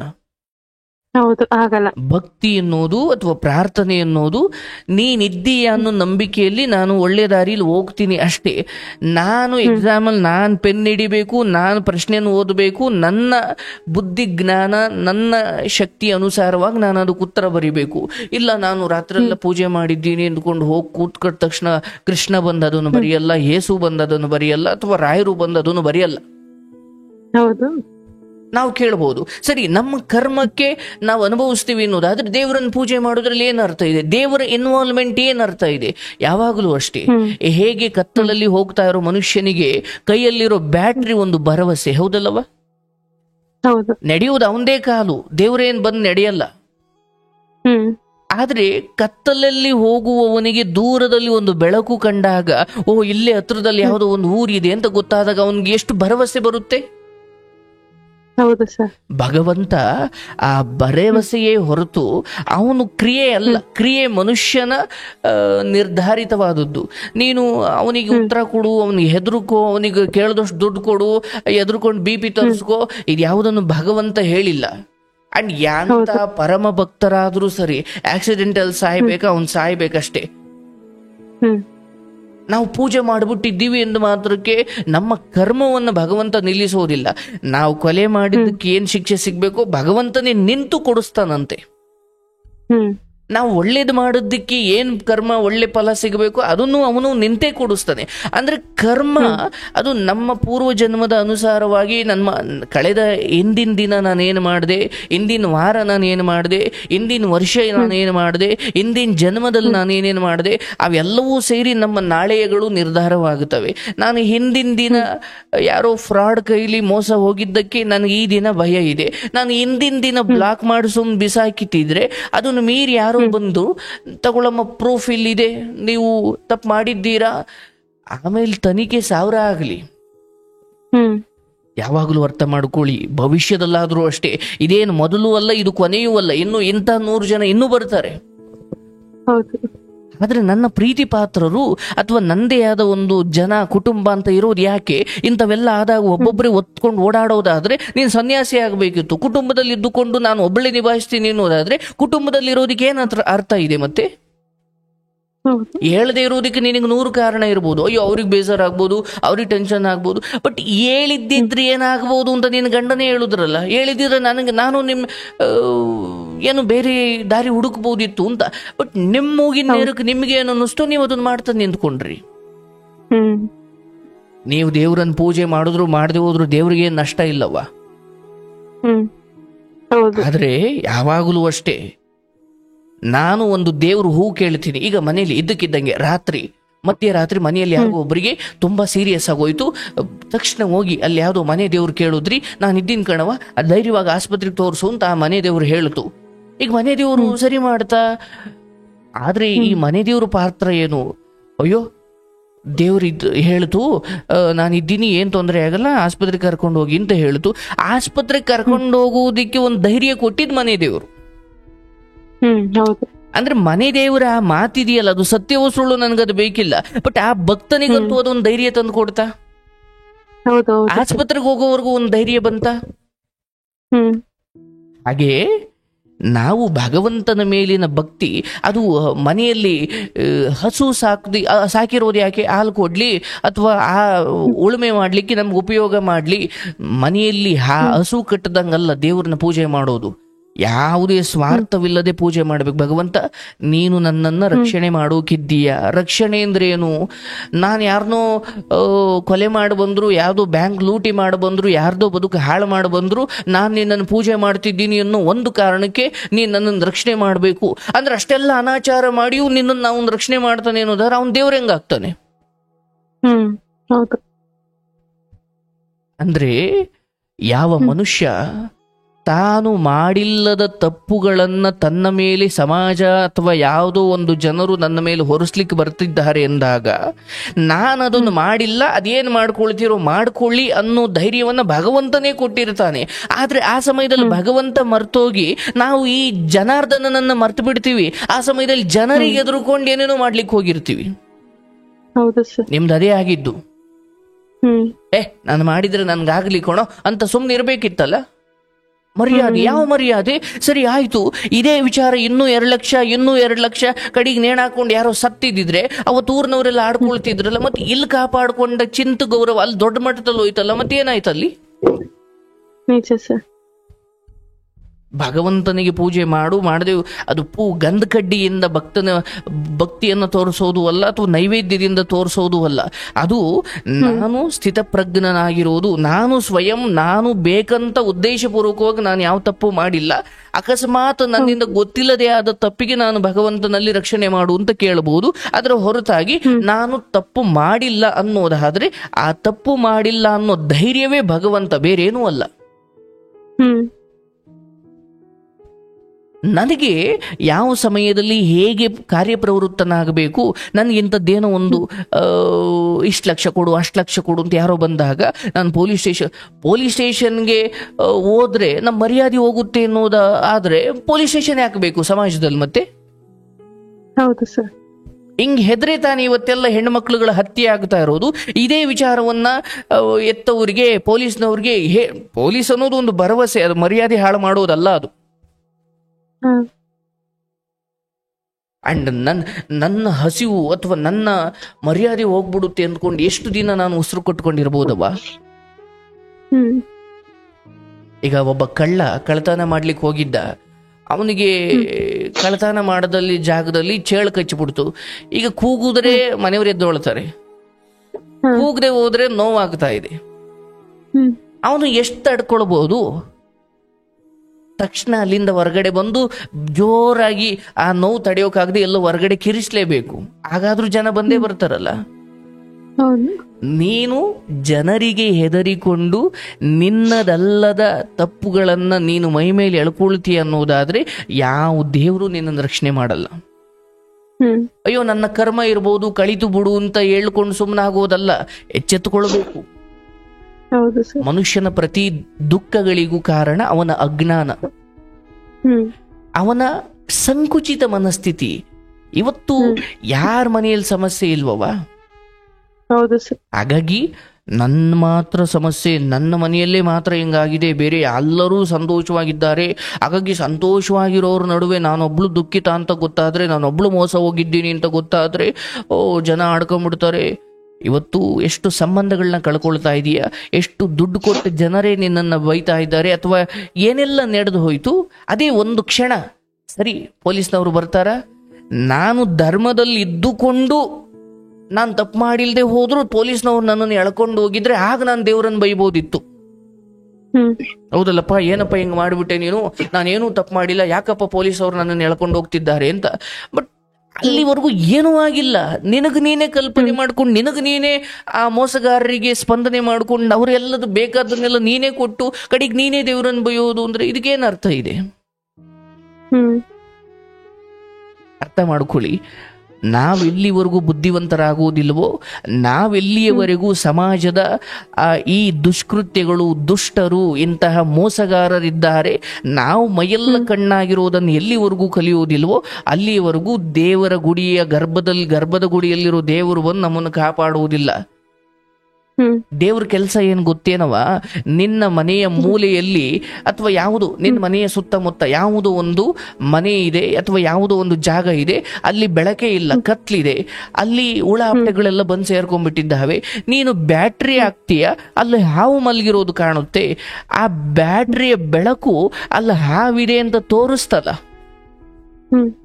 ದೇವ್ರ ಕೆಲಸ ಇಷ್ಟೇ. ಅಲ್ಲಿ ಹಾವಿದೆ ಅಂತ ತೋರಿಸೋದು ದೇವ್ರ ಕೆಲಸ, ಅಥವಾ ಅಲ್ಲಿ ಮೋಸ ಇದೆ ಅಂತ ತೋರಿಸೋದು ದೇವ್ರ ಕೆಲಸ. ಆ ಒಡ್ಸೋದು ಹಂಗೆ ಬಿಡೋದು ಅದು ನಿಮಗೆ ಬಿಟ್ಟಿದ್ದು. ಅಂದ್ರೆ ದೈವ ಬಲ ಮತ್ತೆ ಮನುಷ್ಯ ಪ್ರಯತ್ನ ಎರಡೂ ಒಟ್ಟಿಗೆ ಸೇರಿದಾಗ ಅಲ್ಲಿ ಯಶಸ್ಸು. ದೇವರ ಬಲ ಏನು ನಿಮ್ ಕಡೆ ಇದೆ, ಬಟ್ ನಿಮಗೆ ಏನ್ ಬುದ್ಧಿನೇ ಇಲ್ಲ ಅಂದ್ರೆ ದೇವ್ರ ಬಲ ತಾಂಡ ಏನ್ ಮಾಡ್ಕೊಳ್ತೀರಾ? ಹೌದು. ಮನುಷ್ಯ ಪ್ರಯತ್ನ ಅಂದ್ರೆ ಮನುಷ್ಯನ ಬುದ್ಧಿವಂತಿಕೆ ಪ್ಲಸ್ ದೇವರ ಆಶೀರ್ವಾದ ಎರಡೂ ಸೇರಿದಾಗ ಅಲ್ಲೊಂದು ಅದ್ಭುತ ನಡೆಯುತ್ತೆ. ದೇವರ ಆಶೀರ್ವಾದ ಏನೋ ಇದೆ, ಆದ್ರೆ ಇವನು ಎಡ್ನಂಗಿದ್ದಾನೆ ಅನ್ನೋದಾದ್ರೆ ದೇವರ ಆಶೀರ್ವಾದ ಏನು ಮಾಡುತ್ತೆ ಮತ್ತೆ? ಹೌದಲ್ಲ? ಹೌದು ಸರ್. ಒಬ್ಬ ರೈತ ಬಿತ್ತನೆ ಮಾಡ್ತಾನೆ, ಹೊಲವನ್ನ ಹದ ಮಾಡಿ ಕಾಂಗ್ರೆಸ್ ಗಿಡ ಬೇಲಿ ಎಲ್ಲವನ್ನ ಕಿತ್ತು ನೇಗ್ಲಲ್ಲಿ ಉಳಿಸಿ ಬೆಳೆಯನ್ನ ಅಂದ್ರೆ ಬೀಜವನ್ನ ಚೆಲ್ತಾನೆ. ಮಳೆ ಬರೋದು ದೇವ್ರಿಗೆ ಬಿಟ್ಟಿದ್ದು, ಬೀಜ ಚೆಲ್ಲೋದು ರೈತನ ಕೆಲಸ. ರೈತನ ಶ್ರಮ ಪ್ಲಸ್ ಭಗವಂತನ ಮಳೆ ಇವೆರಡೂ ಸೇರಿದಾಗ ಬೆಳೆ. ಬರೀ ಮಳೆ ಬರ್ತಾ ಇದೆ, ಇವನೇನು ಬೀಜ ಬಿತ್ತಿಲ್ಲ ಅಂದ್ರೆ ಹೆಂಗ್ ಬೆಳೆ ಬರುತ್ತೆ? ಹೌದು. ಮತ್ತೆ ಇವನು ಬೆಳೆ ಬಿತ್ತಿದ್ದಾನೆ, ಮಳೆ ಬಂದಿಲ್ಲ ಅಂದ್ರೆ ಏನ್ ಬೆಳೆ ಆಗುತ್ತೆ? ಹಾಗಾಗಿ ದೇವರ ವರ ಏನು ನಿಮ್ ಕಡೆ ಇತ್ತು, ಅದಕ್ಕೆ ನೀವಿನ್ನು ಇಷ್ಟರಲ್ಲೇ ಬಚಾವಾಗಿದ್ದೀರಾ. ಬಟ್ ನನಗೆ ಬುದ್ಧಿವಂತಿಕೆ ಇರಲಿಲ್ಲ, ಲೋಕಜ್ಞಾನ ಇರಬೇಕು ಅಂತ ಇದಕ್ಕೆ ಹೇಳೋದು. ಸರಿ, ನನಗಿಲ್ದೆ ಹೋದ್ರು ಇರೋರನ್ನ ಕೇಳಬೇಕು. ಈಗ ಕೇಸ್ಗಳನ್ನ ಜನರೇ ನಿಭಾಯಿಸ್ತಾರ? ಇಲ್ಲ, ಲಾಯರ್ ಅಂತ ಇದ್ದಾರೆ ಅಂದ್ರೆ ಅವ್ನು ತಿಳಿದಿರೋನು ಅಂತ ಅರ್ಥ. ನೋಡಿ ಸ್ವಾಮಿ, ನಮಗೆ ಹಿಂಗ ಆಗಿದೆ, ನಮಗೆ ನ್ಯಾಯ ಕೊಡಿಸಿ ಅಂದ್ರೆ ತಿಳಿಯದೇ ಇದ್ದವನು ತಿಳಿದಿರುವವನ ಬಳಿ ಹೋಗಿ ನಮಗೆ ನ್ಯಾಯ ಕೊಡಿಸಿ ಅಂತ ಹೇಳ್ತಾನೆ. ಅದಕ್ಕೆ ಜಗತ್ತಿರೋದು. ಮಕ್ಕಳನ್ನ ಶಾಲೆಗೆ ಯಾಕೆ ಕಳಿಸ್ತೀವಿ? ಮಕ್ಕಳಿಗೆ ಏನು ಗೊತ್ತಿಲ್ಲ, ಶಾಲೆಯಲ್ಲಿ ಎಲ್ಲವನ್ನ ಕಲಿಸ್ತಾರೆ, ಅದಕ್ಕೆ ನಾವು ಮಕ್ಕಳನ್ನ ಶಾಲೆ ಕಲಿಸ್ತೀವಿ. ಅಯ್ಯೋ, ಶಾಲೆ ಕಳಿಸ್ಬಿಟ್ರೆ ನಮ್ಮ ಮಕ್ಳಿಗೆ ಏನು ಗೊತ್ತಿಲ್ಲ ಅಂದ್ಕೊಂಡ್ಬಿಡ್ತಾರೆ ಅಂದ್ಕೊಂಡು ಮಕ್ಕಳನ್ನ ಮನೇಲಿ ಇಟ್ಕೊಳ್ಳೋಕಾಗುತ್ತೇನು? ಗೊತ್ತಿಲ್ಲದೆ ಇರುವುದನ್ನ ಕೇಳಿ ತಿಳ್ಕೊಳ್ಳೋದು ಅಥವಾ ಆಗುವ ಅನಾಹುತವನ್ನ ತಡೆಯೋದಿಕ್ಕೆ ಇನ್ನೊಬ್ಬರ ಸಹಕಾರವನ್ನ ಕೇಳುವುದು ಇದು ಯಾವತ್ತೂ ಅವಮಾನವಲ್ಲ, ಇದು ಮರ್ಯಾದೆ ಹೋಗುವಂಥದ್ದು ಅಲ್ಲ. ಹಾಗಾಗಿ ನಮ್ಮ ಅಜ್ಞಾನಗಳು ನಮಗೆ ಎಲ್ಲಿಂದಲೂ ಈ ಸೋಷಿಯಲ್ ಮೀಡಿಯಾ ಅಥವಾ ನಮ್ಮ ವೈಯಕ್ತಿಕ ದಾಖಲೆಗಳು, ಇನ್ಫಾರ್ಮೇಶನ್ಗಳು, ಅಡ್ರೆಸ್ಗಳು ಇವತ್ತು ಎಲ್ಲಿ ಬೇಕಂದ್ರೆ ಅಲ್ಲಿ ಸಿಗ್ತಾ ಇದೀವಿ. ಯಾಕಂದ್ರೆ ಅನಿವಾರ್ಯ ಎಲ್ಲೋ ಒಂದು ಕಡೆ ಕೊಟ್ಟಿರ್ತೀವಿ, ಅವರು ಆ ಡಾಟಾಗಳನ್ನ ಮಾರ್ಕೊಂಡಿರ್ತಾರೆ, ಅದನ್ನು ಬಳಸ್ಕೊಂಡು ಯಾರೋ ಇದನ್ನು ಮಾಡ್ತಾರೆ. ಬಟ್ ಏನ್ರೆ ನೀವು ದುಡಿತೀರಾ, ನೀವು ತಿಂತೀರಾ, ಅದನ್ನು ಬಿಟ್ಟು ಬೇರೆ ಯಾವುದಕ್ಕೂ ನೀವು ತೊಂದರೆ ಕೊಟ್ಟಿಲ್ಲ. ಬೇರೆ ಯಾವ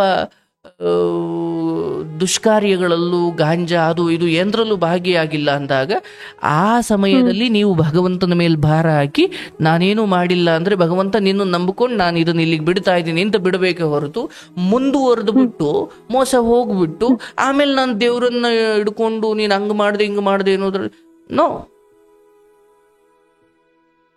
ಹಾಗಾಗಿ ಇಲ್ಲಿ ನನ್ನ ಅಜ್ಞಾನವೇ ನನ್ನ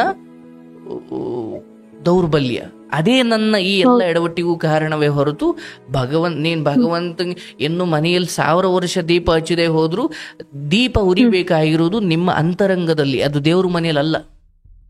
ಹೌದು ಸರ್. ದೇವರ ಮನೆಯಲ್ಲಿ ಉರಿತಾ ಇದೆ ಅಂದ್ರೆ ಅದರ ಅರ್ಥ ಅದು ಈ ಮನೆಯ ಜನರ ಅಂತರಂಗದಲ್ಲೂ ದೀಪ ಇದೆ, ಅದನ್ನ ದೇವರ ಮನೆ ಮೂಲಕ ತೋರಿಸ್ತಾ ಇದ್ದೀವಿ ಅಷ್ಟೇ. ಅಂತರಂಗ ಕತ್ತಲಾಗಿ ದೇವ್ರ ಮನೆಯಲ್ಲಿ 10 ದೀಪ ಹಚ್ಚಿದ್ರೆ ಏನ್ ಅರ್ಥ ಇದೆ ಅದಕ್ಕೆ? ಗಂಡ ಹೆಂಡತಿಯರ ಹೊಂದಾಣಿಕೆ, ನಿಮ್ಗೇನು ಇಂಥದ್ದಾದಾಗ ಗಂಡನ ಹತ್ರ ಮುಕ್ತವಾಗಿ ಮಾತಾಡಿ, ಗಂಡನಿಗೇನು ಆದಾಗ ನೀವು, ಯಾಕಂದ್ರೆ ಒಬ್ಬರು ಹೋರಾಡೋದಕ್ಕಿಂತ ಅದಕ್ಕೆ ಇನ್ನೊಂದು ಕುದುರೆ ಸೇರ್ಕೊಂಡ್ರೆ ಅದ್ರ ವೇಗ ಹೆಚ್ಚಾಗುತ್ತಲ್ಲವ. ಹೌದು ಸರ್. ಇದೊಂದು ಘಟನೆ ಇದೆಯಲ್ಲ, ಇದು ನನಗೇನೋ ನಷ್ಟ ಆಯ್ತು ಒಂದು ಮಾತ್ರಕ್ಕೆ ಭಗವಂತನ ಮೇಲಿನ ಭಕ್ತಿಯನ್ನೇ ನಾನು ನಿಲ್ಲಿಸಿಬಿಟ್ಟೆ, ಇನ್ನೆಲ್ಲೆಲ್ಗೋ ಹೋಗಿ ಬಂದೆ ಅಂದ್ರೆ ಅದು ನಿನ್ನ ಭಕ್ತಿಯ ಡಾಂಬಿಕತೆ ಅಂತ ಅರ್ಥವಾಗುತ್ತಷ್ಟೇ. ನನಗೆ ಲಾಭ ಆಗಲಿ ನಷ್ಟವಾಗಲಿ, ನಾನ್ ದೇವ್ರನ್ನ ಪೂಜೆ ಮಾಡೋದು ನನಗೆ ಲಾಭ ಮಾಡು ಅಂತ ಅಲ್ಲ. ನನಗೆ ಭಕ್ತಿ ಇಷ್ಟ, ನನಗೆ ಸತ್ತ ಮೇಲೂ ಸಾಯೋಕ್ಕಿಂತ ಮುಂಚೆನೂ ಅವನು ನನ್ನನ್ನು ಕಾಪಾಡ್ತಾನೆ. ಅವನ್ ಮನೆಯಲ್ಲಿ ಈಗ ಯಾರೊಬ್ಬ ಮನೆ ಕಟ್ಟಿದ್ದ, ಮನೆ ಕಟ್ಟಿ ಗೃಹ ಪ್ರವೇಶಕ್ಕೆ ಎಲ್ಲರನ್ನು ಕರೆಸಿದ್ದ. ಆ ಮನೆಯ ಗೃಹ ಪ್ರವೇಶದ ದಿನ ಇನ್ನೇನ್ ಎಲ್ಲ ಒಳಗಡೆ ಹೋಗ್ಬೇಕು ಅನ್ನಂಗ್ ಮನೆ ಬಿದ್ದು ಹೋಯ್ತು. ಎಲ್ಲ ಆಡ್ಕೊಳ್ತಾ ಇದ್ರು, ಅಯ್ಯೋ ನೋಡು ಇನ್ನೇನು ಮನೆ ಒಳಗ್ ಹೋಗ್ಬೇಕು ಅನ್ನಂಗೆ ಮನೆ ಬಿದ್ದು ಹೋಯ್ತಲ್ಲ, ನೋಡಪ್ಪ ಭಗವಂತ ಇವನಿಗೆ ಎಂತ ಮೋಸ ಮಾಡ್ಬಿಟ್ಟ ಅಂತ ಎಲ್ಲ ಒಂಥರ ಪಾಪ ಪಾಪ ಅಂತಿದ್ರು. ಆದ್ರೆ ಆ ಮನೆ ಮಾಲೀಕ ಹೇಳ್ದ, ಅಯ್ಯೋ ಭಗವಂತ ಎಷ್ಟು ಕರುಣಾಮಯಿ, ನಾವು ಆಚೆ ಇದ್ದಾಗ ಬೀಳಿಸಿದ್ದಾನೆ, ಒಳಗಡೆ ಹೋದಾಗ ಬಿದ್ದಿದ್ರೆ ನಾವೆಲ್ಲ ಸತ್ತು ಹೋಗ್ತಿದ್ವಲ್ಲಪ್ಪ. ಹೌದು. ಅಂದ್ರೆ ಭಗವಂತನ ಮೇಲೆ ನಿಜಕ್ಕೂ ಭಕ್ತಿ ಇರೋನು ಏನ್ ಮಾಡ್ತಾನೆ ಅಂದ್ರೆ ಹಿಂಗೆ ಈ ರೀತಿ ಪ್ರತಿಯೊಂದು ಘಟನೆಯನ್ನು ಹಿಂಗ್ ತಗೊಳ್ತಾನೆ. ಊರ್ನವ್ರು ಹೇಳಿದ್ರು, ಅಯ್ಯೋ ಪಾಪ ಎಂತ ನತದೃಷ್ಟ ನೋಡು, ಮನೆ ಕಟ್ಟಿ ಈಗ ಗುರು ಪ್ರವೇಶ ಮಾಡೋ ಟೈಮಲ್ಲಿ ಬಿದ್ದೆ ಹೋಯ್ತು, ಅಯ್ಯೋ ಎಂತ ನತದೃಷ್ಟ ಅಂದ್ರು. ಇವನು ಹೇಳ್ದ, ಅಯ್ಯೋ ಮನೆಯಿಂದ ಹೊರಗಡೆ ಇದ್ದಾಗ್ಲೇ ಬಿತ್ತು, ದೇವ್ರ ದಯೆಯಿಂದ ಒಳಗಡೆ ಹೋದ ಮೇಲೆ ಬಿದ್ದ್ಬಿಟ್ಟಿದ್ರೆ ಏನಂಗ ನಾವೆಲ್ಲ ಸತ್ತೇ ಹೋಗ್ತಿದ್ದು. ಹಾಗಾಗಿ ದೇವ್ರು ನನ್ನ ಪಾಲಿಗೆ ಇದ್ದ ಕಣಪ್ಪ, ಮನೆ ಹೋಗಿದ್ರ ಬಗ್ಗೆ ಚಿಂತೆ ಅಲ್ಲ, ಭಗವಂತ ನನ್ನನ್ನು ಕಾಪಾಡ್ದ ಅಂತ. ಹಾಗೆ ನಮಗೇನೋ ನಷ್ಟ ಆದಾಗ ದೇವರು ಇಲ್ಲ, ನಮಗೇನೋ ಲಾಭ ಆದಾಗ ದೇವರಿದ್ದ. ದೇವರ ಮೇಲಿನ ಭಕ್ತಿ ಲಾಭ ನಷ್ಟಕ್ಕೆ ಸಂಬಂಧಿಸಿಲ್ದೆ ಇರಬಾರ್ದು, ಸಂಬಂಧವೇ ಇಲ್ಲ, ಅದಕ್ಕೂ ಇದಕ್ಕೂ ಇಲ್ಲ. ಯಾರೋ ಒಬ್ಬ ದೇವ್ರಿಗೆ ಗಂದ್ಕಡ್ಡಿನೇ ಹಚ್ಚಿರಲ್ಲ, ಅವನ ಬದುಕು ಇದ್ದಕ್ಕಿದ್ದಕ್ಕೆ ಶ್ರೀಮಂತವಾಗುತ್ತೆ. ಓಹೋ ದೇವ್ರ ಅವನ ಪರ ಇದ್ದಾನೆ ಅಂತ ಹೇಳೋಕಾಗುತ್ತೆ? ಇಲ್ಲ. ಶ್ರೀಮಂತಿಕೆ ಬಡತನ ಅದು ನಮ್ಮ ಕರ್ಮಗಳ ಆಧಾರವೇ ಹೊರತು ಭಗವಂತನ ಆಶೀರ್ವಾದವೂ ಇಲ್ಲ, ಶಾಪವೂ ಇಲ್ಲ ಅಲ್ಲಿ. ಹಾಗಾಗಿ ಇದೊಂದು ಘಟನೆಯಿಂದ ನಾನು ಈ ಆಧುನಿಕ ಪ್ರಪಂಚ ಅಪ್ಡೇಟ್ ಆಗ್ತಾ ಇದೆ, ಇಲ್ಲೇನೇನ್ ನಡೀತಾ ಇದೆ, ಇಂಥ ಸಮಯದಲ್ಲಿ ಪೊಲೀಸ್ನವರು, ನ್ಯಾಯಾಲಯ, ಕಾನೂನು, ಬುದ್ಧಿವಂತರು, ಈ ಗೊತ್ತಿರೋರು ಇವ್ರನ್ನೆಲ್ಲ ಬಳಸ್ಕೊಳ್ಬೇಕು. ಆಗ ದೇವರು ಯಾವುದೋ ರೂಪದಲ್ಲಿ ನಮ್ಮನ್ನು ಕಾಪಾಡ್ತಾನೆ. ಅವನೇ ಬಂದು ಕಾಪಾಡ್ಲಿಲ್ಲ ಅಂದ್ರೆ ಕಲಿಯುಗದಲ್ಲಿ ಅಂತ ಪವಾಡಗಳು ನಡೆಯಲ್ಲ. ಅದ್ ನಿಂತು ಎಷ್ಟೋ ವರ್ಷ ಆಗೋಯ್ತು, ಅವನೇ ಬರಲ್ಲ ಅದಕ್ಕೆ. ಗಂಡನಿಗೆ ಹೇಳಿದ್ರೆ ಬಹುಶಃ ಇದರ ಫಲಿತಾಂಶ ಬೇರೆ ಇರ್ತಿತ್ತು. ಹೌದು ಸರ್. ಇರ್ಲಿ, ಅದೇ ನಾನ್ ಮಾಡಿದ್ದೆ. ಆಯಾ ಪರಿಸ್ಥಿತಿಗಳು, ಇದು ನಾನು ಹೇಳಿದ್ನಲ್ಲ, ಯಾವುದೋ ಒಂದು ಬೀಸೋ ದೊಣ್ಣೆ ಕರ್ಮ ಕಳ್ಕೊಂಡಿದ್ಯವ, 3 ಲಕ್ಷ ದುಡ್ಕೋ, ತೊಂದ್ರೆ ಇಲ್ಲ. ಜನರ ಬುದ್ಧಿ, ಜನರ ಮುಖವಾಡಗಳು ಎಲ್ಲ ಗೊತ್ತಾಗೋ ಸಮಯ ಇದು. ಹೌದು ಸರ್, ಅವಾಗ ಒಂದ್ ಟೈಮಲ್ಲಿ ತಿಳ್ಕೊಬೇಕಾಗಿತ್ತು. ನಾನು ತಿಳ್ಕೊಂಡು ಮತ್ತೆ ಪುನಃ ಅದೇ ಕಂಟಿನ್ಯೂ ಮಾಡಿದೆ ನಾನು ಅವ್ರ ಜೊತೆನೆ. ಬಟ್ ಈಗ ಸೆಕೆಂಡ್ ಟೈಮ್ ಈಗ ಬಿದ್ದಿರೋ ಹೊಡೆತದಿಂದ ನಾನು ಆತರ ಆಗಕ್ಕೂ ಆಗಲ್ಲ ಅನ್ಕೊಂತೀನಿ. ಇಟ್ಸ್ ಓಕೆ, ಪರವಾಗಿಲ್ಲ. 3 ಹೊತ್ತು ಊಟ ಇದ್ದು ಆರೋಗ್ಯ ಇದ್ರೆ ನೀನ್ ದೊಡ್ಡ ಶ್ರೀಮಂತೆ, ಹೌದಲ್ವಾ? ಹೌದು ಸರ್. ಮನೆಯಲ್ಲಿ ದೀಪ ಹಚ್ಚೋದು, ಮನೆಯಲ್ಲಿ ಭಗವಂತನ ಕುರಿತು ಚಿಂತನೆ ಮಾಡೋದು, ಅದು ನಮ್ಮ ಆತ್ಮತೃಪ್ತಿಗೆ. ಅದು ದುಡ್ಡಿಗೋಗಿಯೂ ಅಲ್ಲ, ಅದು ಇನ್ಯಾದಕ್ಕಾಗಿನೂ ಅಲ್ಲ. ನಾನು ಪ್ರತಿ ಸಾರಿ ಭಗವಂತ ಭಗವಂತ ಅಂತೀನಿ. ಇವತ್ತು ನಾನು ನನ್ನ ಗ್ಯಾಸ್ಟ್ರಿಕ್ ವಿಚಾರವಾಗಿ ನಾನು ಮಾತ್ರೆ ನುಂಗ್ತೀನಿ, ಮತ್ತೆ ಇಷ್ಟೆಲ್ಲ ಹೇಳು ನನಗೆ ಹಾಕಿದಿದೆ. ಹೌದು. ಕಳೆದ 4 ತಿಂಗಳ ಹಿಂದೆ ನಾನು ಬದುಕೋದೇ ಇಲ್ಲ ಅಂತ ದೇವಸ್ಥಾನದೊಳಗಡೆ ಹಾಕೊಂಡಿದ್ರು. ಅವಾಗೆಲ್ಲ ನನ್ನ ಹತ್ರ ಬಂದು ಹೇಳೋರು, ನೀನ್ ಜಗತ್ತಿಗೆ ಇಷ್ಟೆಲ್ಲ ಹೇಳ್ತೀನಿ, ನಿನ್ಗೆ ಯಾಕೆ ಹಿಂಗ್ ಬಂತು ಅಂತ. ಯಾಕಂದ್ರೆ ನಾನು ಸತ್ಯವನ್ನ ಬಲ್ಲೆ. ನನ್ನ ಈ ಕೆಲಸ, ನನ್ನ ಕಾಯಕ, ಅದು ನನ್ನ ಸ್ವಯಂ ಪ್ರೇರಿತವಾಗಿ ಮಾಡ್ತಿದ್ದೀನಿ. ಅದು ಭಗವಂತ ಆ ಕಾರಣಕ್ಕೆ ನನಗೆ ಒಳ್ಳೇದೇ ಮಾಡಬೇಕು. ಅದಕ್ಕೆ ಹೇಳ್ತಾರಲ್ಲ, ಮುನ್ನ ಮಾಡಿದ ಪಾಪ ಯಾರ ತಾತನ ಗಂಟು. ಈಗೇನೋ ಒಳ್ಳೇದು ಮಾಡ್ತಿದ್ದೀನಿ, ಹಿಂದೇನೋ ಪಾಪ ಮಾಡಿದ್ನಲ್ಲ, ಅದು ಯಾರ ತಾತನ ಗಂಟು, ಅದು ನಾನೇ ಅನುಭವಿಸ್ಬೇಕು. ಎಂತ ದೊಡ್ಡ ದೊಡ್ಡ ಮಹಾನ್ ಭಕ್ತರು, ಶಂಕರಾಚಾರ್ಯರಂತಹ ಭಕ್ತರೇ ಕಡೆಗೆ ಪೈಲ್ಸ್ ಬಂದು ಪಾಪ ನರಳಿ ಜೀವ ಬಿಟ್ರಲ್ಲ. ಬಸವಣ್ಣನಂತವ್ರೆ ಕಷ್ಟಪಟ್ಟು ಜೀವನ, ಗಾಂಧಿ ಅಂತವ್ರೆ ಗುಂಡೇಟಿಗೆ ಬಲಿಯಾದ್ರಲ್ಲ. ನಾವು ಒಳ್ಳೆಯವರು ಒಂದು ಮಾತ್ರಕ್ಕೆ ನಮಗೆ ಕಷ್ಟಗಳು ಬರಬಾರ್ದು ಅಂತ ಇಲ್ಲವ? ಅಥವಾ ನಾವು ದೇವ್ರ ಭಕ್ತರು ಒಂದು ಮಾತ್ರ ಕಷ್ಟಗಳು ಬರಬಾರ್ದು ಅಂತ ಇಲ್ಲ. ಸರಿ, ರಾಯರನ್ನೇ ತಗೊಳ್ಳಿ. ರಾಯರ ಮಠಕ್ಕೆ ಎಲ್ಲ ಚೆನ್ನಾಗಿರೋರು ಬರ್ತಾರೆ, ಇಲ್ಲ ನನ್ಗೆ ನೋವಿದೆ ಅನ್ನೋರೇ ಬರ್ತಾರೆ. ಮತ್ತೆ ರಾಯರ್ ಭಕ್ತರಾಗಿರೋರು ಅವ್ರಿಗೆ ನೋವು ಯಾಕಿದೆ, ನೋವಿದೆ ಅಂತಲೇ ದೇವಸ್ಥಾನಕ್ಕೆ ಬಂದಿರೋದು. ಮತ್ತೆ ಅಲ್ಲಿಂದ ಹೋದ್ಮೇಲೆ ಅವ್ರಿಗೆ ನೋವಿರಲ್ವಾ? ಜೀವನದ ಪ್ರಕೃತಿ ನಿಯಮ, ದೇವ್ರು ದಿನರು ಅದು ಬಿಟ್ಬಿಡಿ, ಅದು ಆಮೇಲೆ ಮಾತಾಡೋಣ. ಪ್ರಕೃತಿ ನಿಯಮ, ಹುಟ್ಟಿದ ಪ್ರತಿಯೊಬ್ಬ ಮನುಷ್ಯನು ಯೌವನ, ರೋಗ, ವೃದ್ಧಾಪ್ಯ, ಸಾವು ಇದನ್ನು ಅನುಭವಿಸ್ಲೇಬೇಕು. ನೀವು ದಿಸ ಹೋಗಿ ತಿರುಪತಿ ದರ್ಶನ ಮಾಡ್ಕೊಂಡು ಬಂದ್ರು ಇದನ್ನ ಯಾರೂ ತಪ್ಪಿಸೋಕಾಗಲ್ಲ.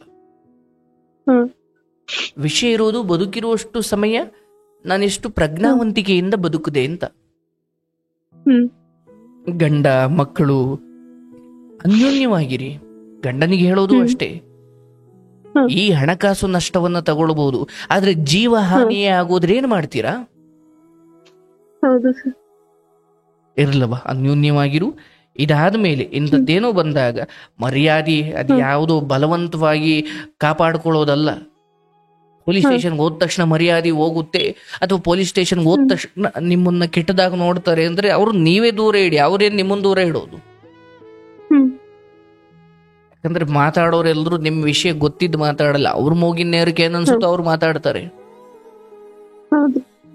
ಬಿಟ್ಬಿಡು ಆ ಮರ್ಯಾದೆ ಅದು ಇದು, ಫೈನ್, ಅದೆಲ್ಲ ಬಿಟ್ಟು ನೀನು ಭಗವಂತನನ್ನ ನಂಬು. ಅದು ಯಾವುದೇ ಆಗಿರ್ಬೋದು, ಅಲ್ಲಾನೋ ಜೀಸಸ್ಸೋ ರಾಯರೋ ಯಾವುದೋ. ಆದ್ರೆ ನಾನು ಹೇಳೋದು ಪ್ರಕೃತಿ ಧರ್ಮ. ಕಷ್ಟಗಳು ಬಂದಾಗ ನಾನು ಕರ್ಮದ ಆಧಾರದ ಮೇಲೆ ಅವಾಗೇ ಬರುವ ಕಷ್ಟಗಳು ಕೆಲವು, ಬಟ್ ನಾನೇ ಮಾಡ್ಕೊಳ್ಳೋ ಎಡವಟ್ಟುಗಳು ಕೆಲವು. ಅವಾಗೇ ಬರುವ ಕಷ್ಟಗಳಿಗೆ ಭಗವಂತ ಆ ಶಕ್ತಿ ಕೊಟ್ಟಿರ್ತಾನೆ. ಅಂದ್ರೆ ತಾಯಿ ಒಂದು ಮಗುವನ್ನು ಹೆರಬೇಕಾದ್ರೆ ಏನ್ ನೋವಾಗುತ್ತಲ್ಲ, ಅದನ್ನ ತಡ್ಕೊಳ್ಳೋ ಶಕ್ತಿ ತಾಯಿ ಕೊಟ್ಟಿರ್ತಾನಂತೆ.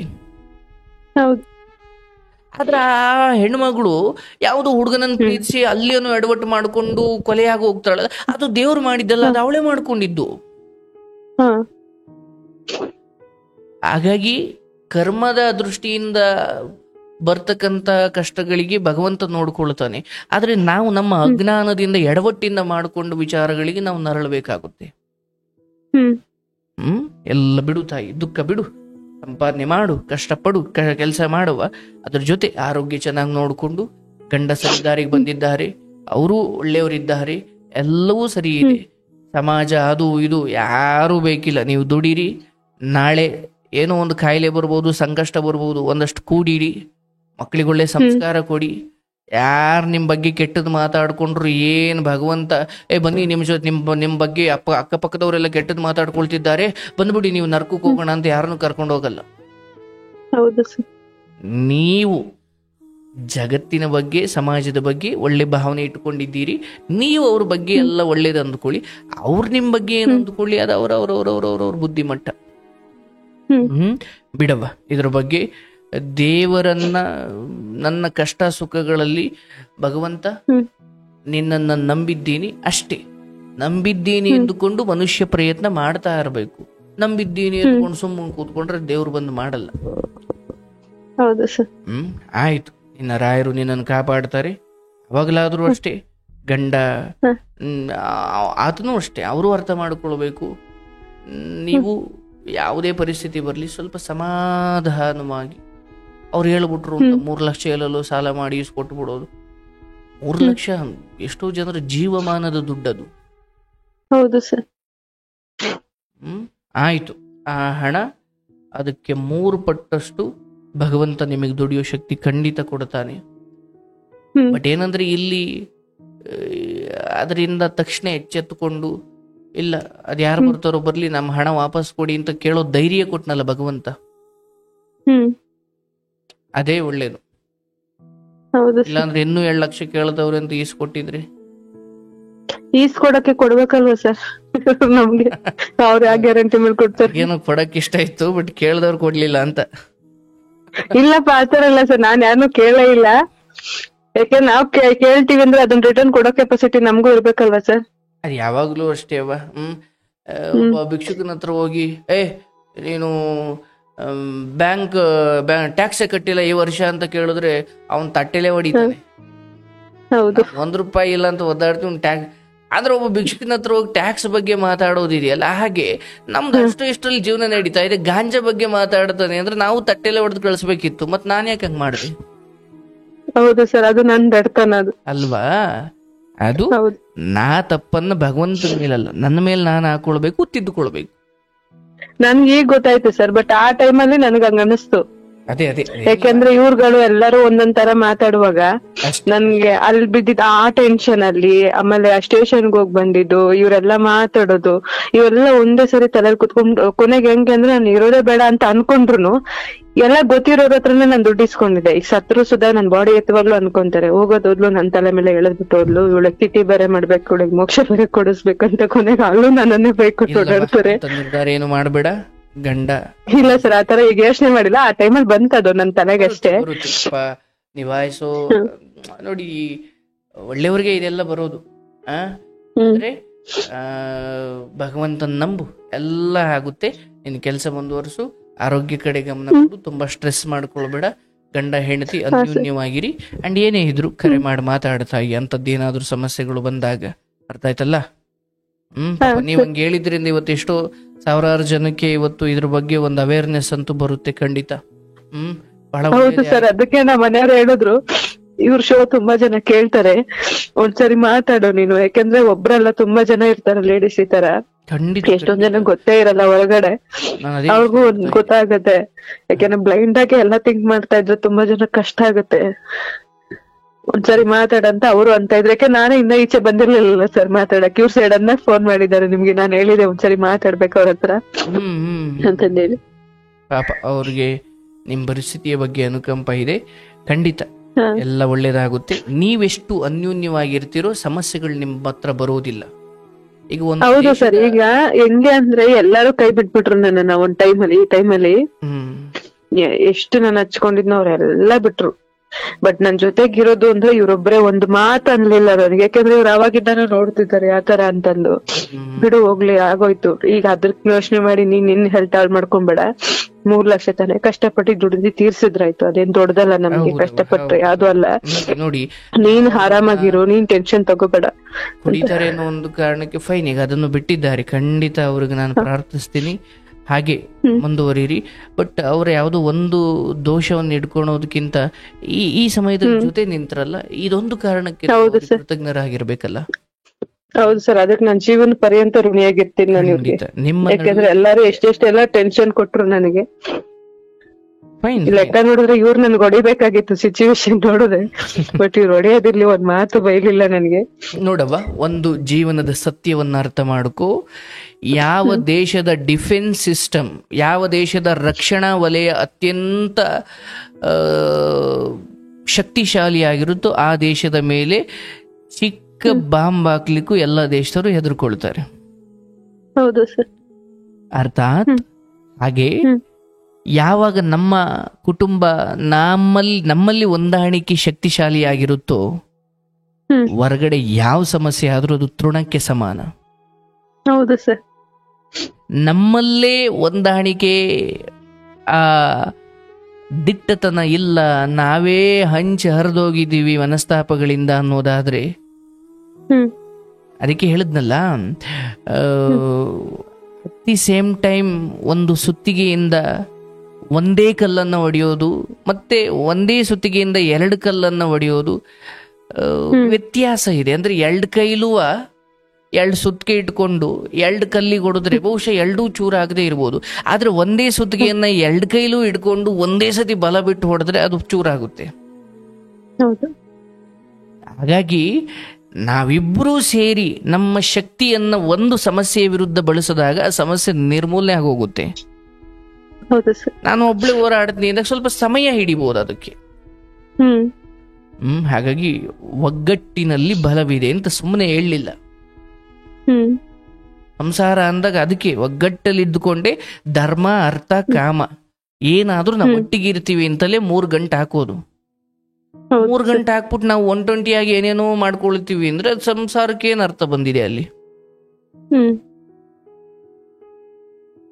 ಹಾಗಾಗಿ ನೀವು ನಿಮ್ಮ ಕುಟುಂಬದೊಂದಿಗೆ ಆಳವಾಗಿ ಬೆಸೆದುಕೊಳ್ಳುವುದು, ಚಿಕ್ಕ ಪುಟ್ಟದ ಏನೇ ಮನಸ್ತಾಪ ಬಂದ್ರು ಅದನ್ನ ಇಂಥ ದೊಡ್ಡ ಈಗ ದೇಶಕ್ಕೇನೋ ದೊಡ್ಡ ಗಂಡಾಂತರ ಬತ್ತು ಅಂದಾಗ ಎಲ್ಲಾ ಪಕ್ಷಗಳು ಒಂದಾಗಿ ಹೋರಾಡ್ತವಲ್ಲ, ಹಂಗೆ ನಿಮ್ ಚಿಕ್ಕ ಪುಟ್ಟ ಮನಸ್ತಾಪ ಏನೇ ಇದ್ರು ಅದು ಇಡೀ ಕುಟುಂಬದ ವಿಚಾರಕ್ಕೆ ಏನೋ ದೊಡ್ಡದು ಆವರಿಸಿದಾಗ ಅವಾಗ ನಮ್ಮ ಚಿಕ್ಕ ಪುಟ್ಟ ಮನಸ್ತಾಪ ಮರೆತು ಒಂದಾಗಬೇಕು. ಹೌದಲ್ಲ? ಹೌದು ಸರ್.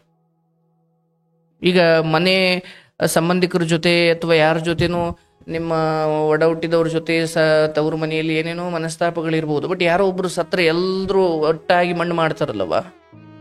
ಹೌದು ಸರ್. ಹಂಗೆ ಕೆಲವು ಘಟನೆಗಳಿಗೆ ನಮ್ಮ ಚಿಕ್ಕ ಪುಟ್ಟ ಮನಸ್ತಾಪಗಳನ್ನೆಲ್ಲ ಮರೆತು ಒಂದಾಗಿ ಹೋರಾಡಿದ್ರೇನೆ ಆ ಸಮಸ್ಯೆ ಪರಿಹಾರ. ಇರಲಿ, ನಿಮ್ಮ ಈ ಕಥೆಯಿಂದ ಎಷ್ಟೋ ಜನಕ್ಕೆ ಮುಂಜಾಗ್ರತೆ ತೆಗೆದುಕೊಳ್ಳಿಕ್ಕೆ ಕಾರಣವಾಯಿತು, ಉಪಯೋಗವಾಯಿತು, ಜಾಗೃತಿ ಆಯಿತು, ಜಾಗೃತಿ ಮೂಡಿಸಿದಂತೆ ಆಯಿತು. ಹಂಚಿಕೊಂಡ ನಿಮಗೆ ಥ್ಯಾಂಕ್ ಯು. ಅಂಡ್ ಕುಡಿತವನ್ನು ಸರ್ ನಮ್ಮ ಯಜಮಾನ್ರು ಮಾತಾಡ್ತಾರಂತ ಒಂಚೂರು ಕೊಡ್ತೀನಿ ಸರ್, 1-2 ನಿಮಿಷ ಅವ್ರ ಕೊಟ್ಟು ಮಾತಾಡಿ.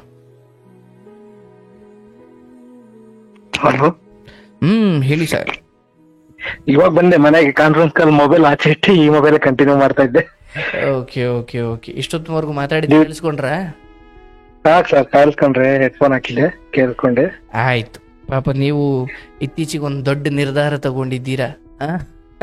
ಹೌದು ಸರ್, ನಾನು ಅಲ್ಲಿ ನಿಮ್ಮ ಹತ್ರ ಬಂದು ಮಾತಾಡೋಣ ಇದ್ರಲ್ಲಿ ಜನಶ್ರಮಕ್ಕೆ ಬರೋಣ ಅಂತ ಅನ್ಕೊಂಡೆ, ಅದಕ್ಕೆ ಬರಕ್ ಟೈಮ್ ಸಿಕ್ಲಿಲ್ಲ ನನಗೆ. ಬಹಳ ಅದ್ಭುತ ಅನ್ಸಿದ್ದು ಅವರ ಹಾಗೆ ಮೋಸ ಹೋದಾಗ, ಮನೆಯಲ್ಲಿ ಹಣ ನಷ್ಟವಾದಾಗ ಆ ಸಮಯದಲ್ಲೂ ಅವರೊಂದಿಗೆ ಬಹಳ ಗೌರವಾನ್ವಿತವಾಗಿ ವರ್ತಿಸಿದ್ದೀರಾ. ಅದು ನಿಮ್ ದೊಡ್ಡ ಗುಣ. ಹೌದು ಸರ್, ನಾನು ನನ್ನ ಲೈಫ್ ಚೇಂಜ್ ಮಾಡ್ಕೋಬೇಕು, ಯಾರ ಹತ್ರನೂ ಒಂದ್ ಕೈ ಚಾಚಬಾರ್ದು, ನಾನು ಕಷ್ಟಪಟ್ಟು ದುಡಿಬೇಕು ಅಂದ್ರೆ ಚೆನ್ನಾಗಿರ್ಬೇಕು, ನಮ್ ಸಂಸಾರ ಚೆನ್ನಾಗಿರ್ಬೇಕು ಅನ್ನೋದು ಇವಾಗ ಕಾನ್ಸೆಪ್ಟ್ ಬಂದಿದೆ. ಇವಾಗ ನಾನು ಅವಳಿಗೆ ಹೇಳ್ತಾ ಇದ್ದೆ, ಯಾರು ನಂಬೇಡ, ನಮ್ ಜೀವನ ನಾವು ನೋಡ್ಕೋಬೇಕು, ನಮ್ ಕೈಲಿ ಎಷ್ಟು ಆಗುತ್ತೆ ಹೋಗೋಣ, ಅಂತ ಅನಾಥಾಶ್ರಮಕ್ಕೆ ಇದ್ ಮಾಡೋಣ, ಅಲ್ಲಿ ಮಾಡೋಣ, ಇಲ್ಲಿ ಮಾಡೋಣ, ಆಮೇಲೆ ಎಲ್ಲಿಗ್ ಬೇಕು ಅಲ್ಲಿಗೆ ಹೋಗಿ ನನ್ ಮಗನ್ ಬರ್ಡೇನು ನಾವು ಅನಾಥಾಶ್ರಮ ಆಚರಿಸೋಣ ಅಂತಾನೆ ನಾನೆಲ್ಲ ಡಿಸ್ಕಸ್ ಮಾಡ್ತಾ ಇರೋದು ಸರ್ ಇವಳ ಹತ್ರ. ಒಳ್ಳೇದು. ನಾನು ಹೇಳೋದು, ನೀವು ಅದೊಂದು ಚಟದಿಂದ ಹೊರಗಡೆ ಬಂದಿದ್ದೀರಲ್ಲ, ನಿಮ್ ಬದುಕಲ್ಲಿ ಅದ್ಭುತ ಪವಾಡಗಳು ನಡೀತಾವ್ ನೋಡಿಬೇಕಾದ್ರೆ.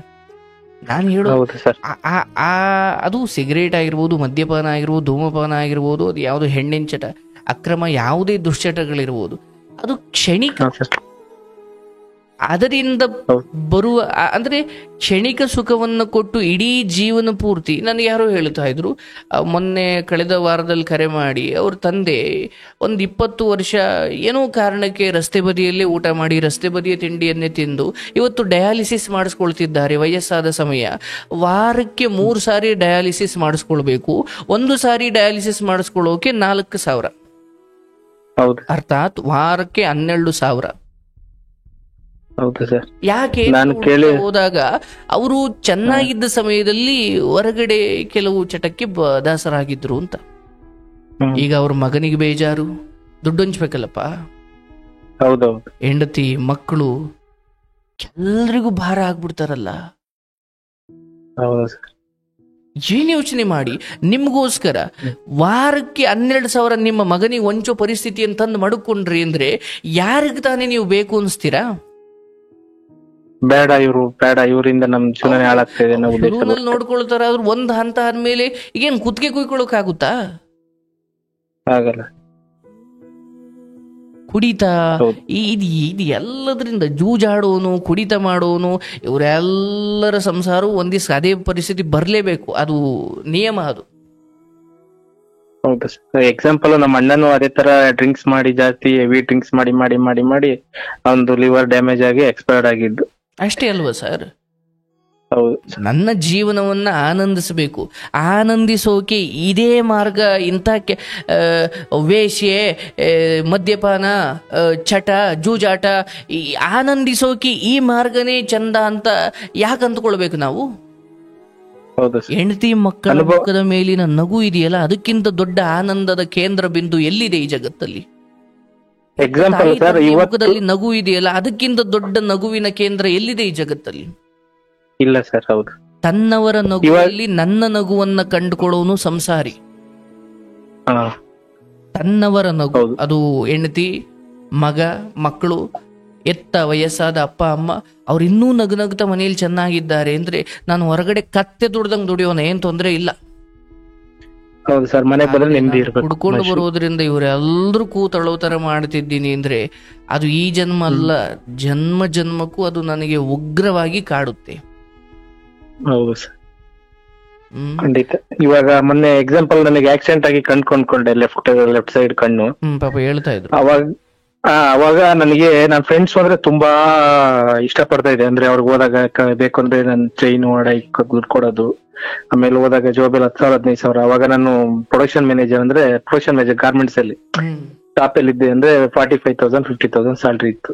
ಅವಾಗ ದುಡ್ಡು ಚೆನ್ನಾಗಿ ಓಡಾಡ್ತಿತ್ತು, ಒಳ್ಳೆ ಗಾಡಿ ಎಲ್ಲ ಚೆನ್ನಾಗಿತ್ತು. ಅವಾಗ ಅಂದ್ರೆ ಆ ಟೈಮಲ್ಲಿ ನನ್ನ ಹೆಂಡತಿ ನಮ್ ಫ್ರೆಂಡ್ಗೆ ಕಾಲ್ ಮಾಡಿ, ಬನ್ನಿ ನನ್ ಗಂಡನ್ ಗೇಟ್ ಆಗಿದೆ, ಒಂಚೂರು ನೋಡ್ಕೊ ಬನ್ನಿ, ನನ್ನ ಮನೆಗೆ ಹೋಗ್ತೀನಿ, ಮಗು ಇದೆ. ಅವಳು ಅವಾಗ 2 ತಿಂಗಳು ಪ್ರೆಗ್ನೆಂಟ್.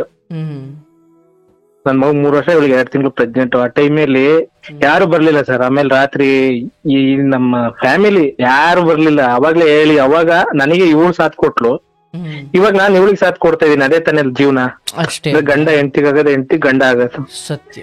ಅದಕ್ಕೆ ಇದೇ ಈಗ ಜೇಬ್ ತುಂಬಾ ಒಂದು 50 ಲಕ್ಷ ಅಥವಾ ಒಂದು 5 ಲಕ್ಷ ದುಡ್ಡು ಇಟ್ಕೊಂಡು ಅದೇ ಫ್ರೆಂಡ್ಸ್ ಕರೀರಿ, ತುಂಬಾ ಚೆನ್ನಾಗಿ ಬರ್ತಾರೆ. ಹೌದು ಸರ್, ಖಂಡಿತ. ಹಾಗಾಗಿ ಬರೋದು ಅವ್ರ ತಪ್ಪು ಅಂತ ನಾನು ಹೇಳ್ತಾ ಇಲ್ಲ. ನನ್ನ ಜವಾಬ್ದಾರಿ ನಾನು ಅರ್ಥ ಮಾಡ್ಕೊಳ್ದಿರೋದು ನನ್ನ ತಪ್ಪು. ಹೌದು. ಇರ್ಬೇ ಇರೋ ಸಕ್ಕರೆ ಇರೋ ಕಡೆ ಇರ್ಬೇಗಳು ಬರ್ತವೆ. ಅದು ಸಕ್ಕರೆ ತಪ್ಪು ಅಲ್ಲ, ಇರ್ಬೇ ತಪ್ಪು ಅಲ್ಲ. ಹೌದು ಸರ್.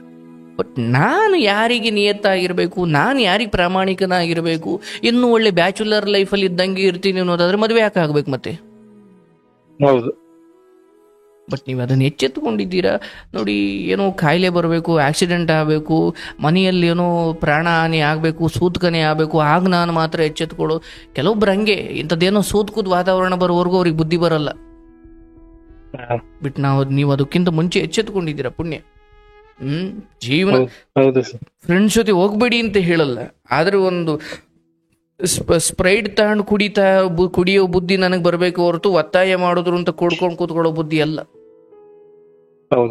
ಹೋಗ್ಲೇಬೇಡಿ ಅಂತ ಹೇಳ್ತೀನಿ, ಹಂಗೂ ಹೋಗ್ತೀರಾ ಅನ್ನೋದಾದ್ರೆ ನನಗೆ ಕುಡಿಯೋದಿಕ್ಕೆ ನೀರು ಕೊಟ್ರಪ್ಪ ಸಾಕು, ಒಂದು ಸ್ಪ್ರೈಟ್ ಕೊಟ್ರಪ್ಪ ಸಾಕು, ನಾನು ಕುಡಿಯಲ್ಲ ಅಂದ್ರೆ ನನ್ನ ದೇಹ, ನಾನು ಫ್ರೆಂಡ್ಸ್ ಒತ್ತಾಯಕ್ಕೋಸ್ಕರ ನನ್ನ ದೇಹಕ್ಕೆ ನಾನು ವಿಷ ತಡೆಯೋ ನಾನು ಫ್ರೆಂಡ್ ಕಣಪ್ಪ ತಗೊಳ್ಳೋ ವಿಷ ಕುಡಿ ಅಂದ್ರೆ ಅದು ಹೆಂಗಿರುತ್ತೆ? ಹಂಗೆ ಅದು ಮದ್ಯಪಾನ.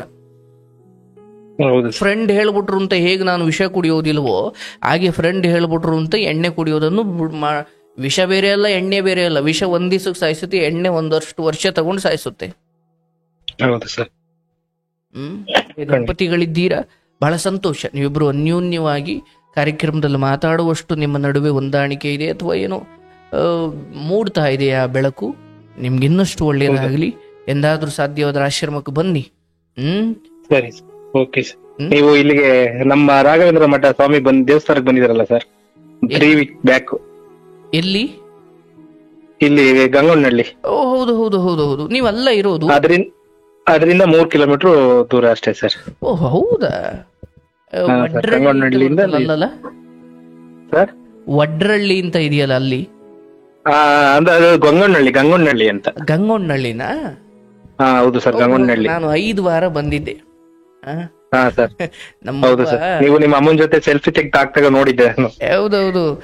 ನನಗೆ ನಿಜ ಹೇಳ್ಬೇಕು ಅಂದ್ರೆ ದೇವಸ್ಥಾನಗಳಲ್ಲಿ ದೇವ್ರ ಪೂಜೆಗಳಲ್ಲಿ ನನಗೆ ಹೆಚ್ಚು ಹೊತ್ತು ಕೂತ್ಕೊಳ್ಬೇಕು ಅಂತ ಏಕಾಗ್ರತೆ ಬರೋದೇ ಇಲ್ಲ.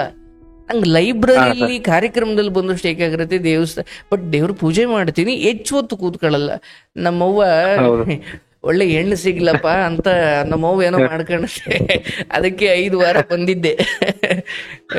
5 ವಾರ ನಮ್ಮವ್ವನು. ಸರ್ ನಿಜವಾಗ್ಲು ಹೋದ ವಾರ ನಾನು ಎಷ್ಟು 11 ಗಂಟೆ ರಾತ್ರಿಲೂ ಟ್ರೈ ಮಾಡಿದೆ ಸರ್ ನಿಮಗೆ. ಹೋದ ವಾರ ಆಚೆ ಸೋಮವಾರ ಎಷ್ಟು ಸಲ ಟ್ರೈ ಮಾಡಿದ್ದೀನಿ. ಇವತ್ತು ನೀವು 1 ವರ್ಷದ ಹಿಂದೆ ಸೈಡು 3ರಲ್ಲಿ ನೀವು ತೃಪ್ತಿಯಾಗಿರ್ಬೇಕು, ತಿನ್ನ ಅನ್ನೋದ್ರಲ್ಲಿ ಮನ್ಸಲ್ಲಿ ನೆಮ್ಮದಿ, ಯಾರ್ದು ಸವಸ್ಸ ಬೇಡ ಅಂತ 1 ವರ್ಷದ ಹಿಂದೆ ಹಾಕಿದ್ ವಿಡಿಯೋ ನೋಡ್ತಾ ಇದ್ದೆ ನಾನು.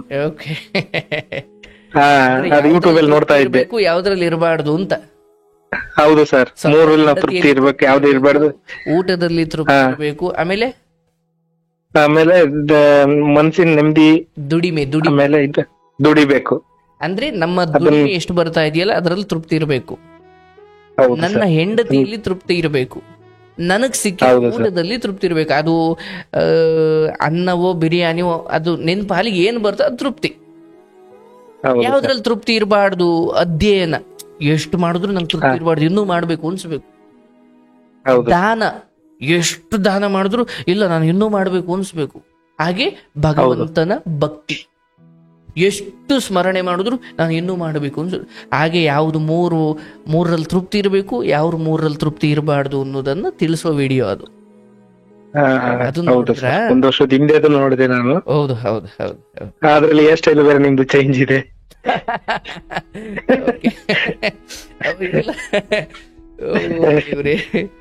ನಿಜ ನಿಜ ನಿಜ ನಿಜ.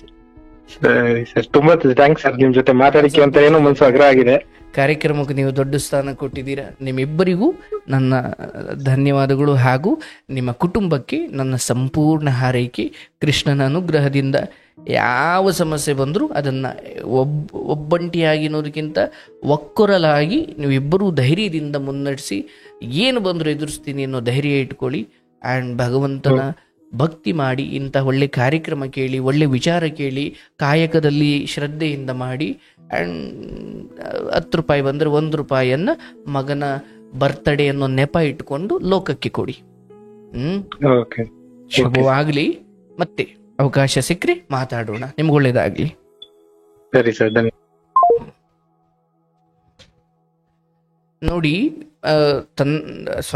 ಗಂಡ ಹೆಂಡತಿ ಇಬ್ಬರೂ ಕೂಡ ಸೇರಿ ಈ ಕಾರ್ಯಕ್ರಮವನ್ನು ನೋಡ್ತಾ ಇರೋದ್ರಿಂದ ಅವರವರಲ್ಲೇ ಇದ್ದಂತಹ ಕೆಲವು ಸಂಕೋಚದ ಗೋಡೆಗಳು, ಮನಸ್ತಾಪದ ಗೋಡೆಗಳು ಒಡೆದೋಗಿರ್ತವೆ. ಗಂಡನೇ ಇದನ್ನು ಕೇಳುವಂತ ಅವ್ರಿಗೆ ಕಳಿಸಿದಾಗ ಅವರು ಅದನ್ನು ಕೇಳ್ತಾರೆ, ಅವರು ಗಂಡನಿಗೆ ಕಳಿಸಿದಾಗ ಅವರು ಕೇಳ್ತಾರೆ. ಅಲ್ಲೇನೋ ಒಂದು ವಿಚಾರ ರೀ ಅವ್ರು ಹಂಗಾಯ್ತು ಅಂದಾಗ ಇವರು ಪರಸ್ಪರ ಮಾತಾಡ್ಕೊಳ್ಳೋದು ಬೇಡ, ಮುಖ ಮುಖ ನೋಡಿದಾಗಲೇ ನಾವು ಅದನ್ನು ತಿದ್ದುಕೊಳ್ಬೇಕು ಅಂತ ಅವ್ರಿಗೆ ಅನಿಸ್ಬೇಕು. ಆ ನಡುವೆ ಇನ್ನೊಂದು, ಈ ಹೆಣ್ಮಗಳೇ ಹೇಳಿದ್ರಲ್ಲ, ಕೊರಿಯರ್ ಸ್ಕ್ಯಾಮ್.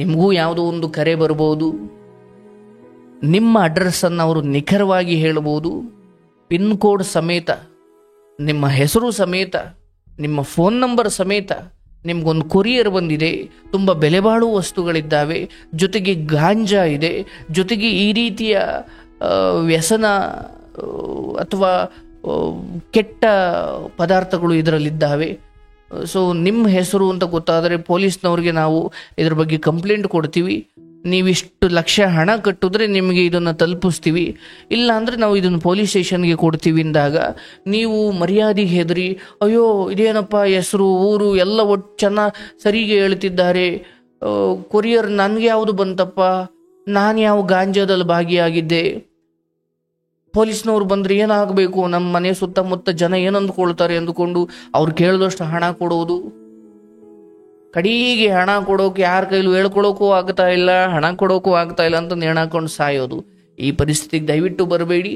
ಇಂಥದ್ದೇನೋ ಬಂದಾಗ ನಿಮ್ಮ ಆತ್ಮಸಾಕ್ಷಿಯಾಗಿಯೂ ನೀವು ನಿಯತ್ತಾಗಿದ್ದೀರಾ, ನಿಮ್ಗೆ ಯಾವುದೇ ಕೆಟ್ಟ ದುಷ್ಟರ ಗಾಂಜಾ ಮಾರೋರು ಅದು ಮಾರೋರು ಇದು ಯಾವುದ್ರ ಸಂಪರ್ಕವೂ ಇಲ್ಲ, ಆ ಕೊರಿಯರ್ಗೂ ನನಗೂ ಸಂಬಂಧವಿಲ್ಲ ಅಂತ ನಿಮಗೆ ಅಷ್ಟು ಖಾತ್ರಿ ಇದೆ ಅನ್ನೋದಾದರೆ ದಯವಿಟ್ಟು ಹತ್ತಿರದ ಪೊಲೀಸ್ ಸ್ಟೇಷನ್ಗಳಿಗೆ ತಿಳಿಸಿ, ಅಥವಾ ನಿಮ್ಮ ಮನೆಯವರಿಗೆ ದೊಡ್ಡವರಿಗೆ ತಿಳಿಸಿ, ಯಾವುದೋ ಒಂದು ರೀತಿಯಲ್ಲಿ ಇದರಿಂದ ಬಚಾವಾಗಿ ಅಥವಾ ಸಮಾಧಾನವಾಗಿರಿ. ಏನು ದುಃಖ ಮಾಡಿಕೊಂಡು ಅಕಸ್ಮಾತ್ ಪೊಲೀಸ್ನವ್ರು ಬಂದ್ರು ಏನು ಮಾಡ್ಕೊಳ್ತಾರೆ, ಕೇಳ್ತಾರೆ, ಒಯ್ತಾರೆ. ತಪ್ಪಿದ್ರೆ ತಾನೇ ಹೆದರಬೇಕು, ತಪ್ಪಿಲ್ಲ ಅಂದ್ರೆ ಯಾಕೆ ಹೆದರಬೇಕು? ಈ ಹೆಣ್ಮಗಳಿಗಾದ ಪರಿಸ್ಥಿತಿ ಬೇರೆ ಯಾರಿಗೂ ಆಗೋದು ಬೇಡ. 3 ಲಕ್ಷ ಅಂದರೆ ಪಾಪ ಆ ಹೆಣ್ಮಗಳು ಆಪರೇಷನ್ ಮಾಡಿಸ್ಕೊಳ್ಬೇಕು, ಹರ್ನಿಯ ಆಗಿದೆ, ಅಯ್ಯೋ ಈ 3 ಲಕ್ಷ ಇದ್ರೆ ಏನಕ್ಕೋ ಸಂಸಾರಕ್ಕೆ ಆಗುತ್ತೆ ಅಂತ ಆಪರೇಷನ್ನೂ ಮಾಡಿಸ್ಕೊಂಡಿಲ್ಲ. ಅಂಥದ್ರಲ್ಲಿ ಇಂಥ ದುಷ್ಟರು 3 ಲಕ್ಷ ಕಿತ್ಕೊಂಡ್ರು ಅಂದರೆ ಅವ್ರ ಕಣ್ಣೀರು ಅವ್ರನ್ನು ಬಿಡುತ್ತಾ? ಇರಲಿ, ಎಚ್ಚೆತ್ಕೊಳ್ಬೇಕು. ನಾವು ಎಚ್ಚೆತ್ಕೊಳ್ಳದೆ ಹೋದರೆ ಹೀಗೆ ಮೋಸ ಹೋಗೋರು ಇರೋವರೆಗೂ ಮೋಸ ಮಾಡೋರು ನೋವು ಕೊಡ್ತಲೇ ಇರ್ತಾರೆ. ಒಳ್ಳೇದಾಗಲಿ.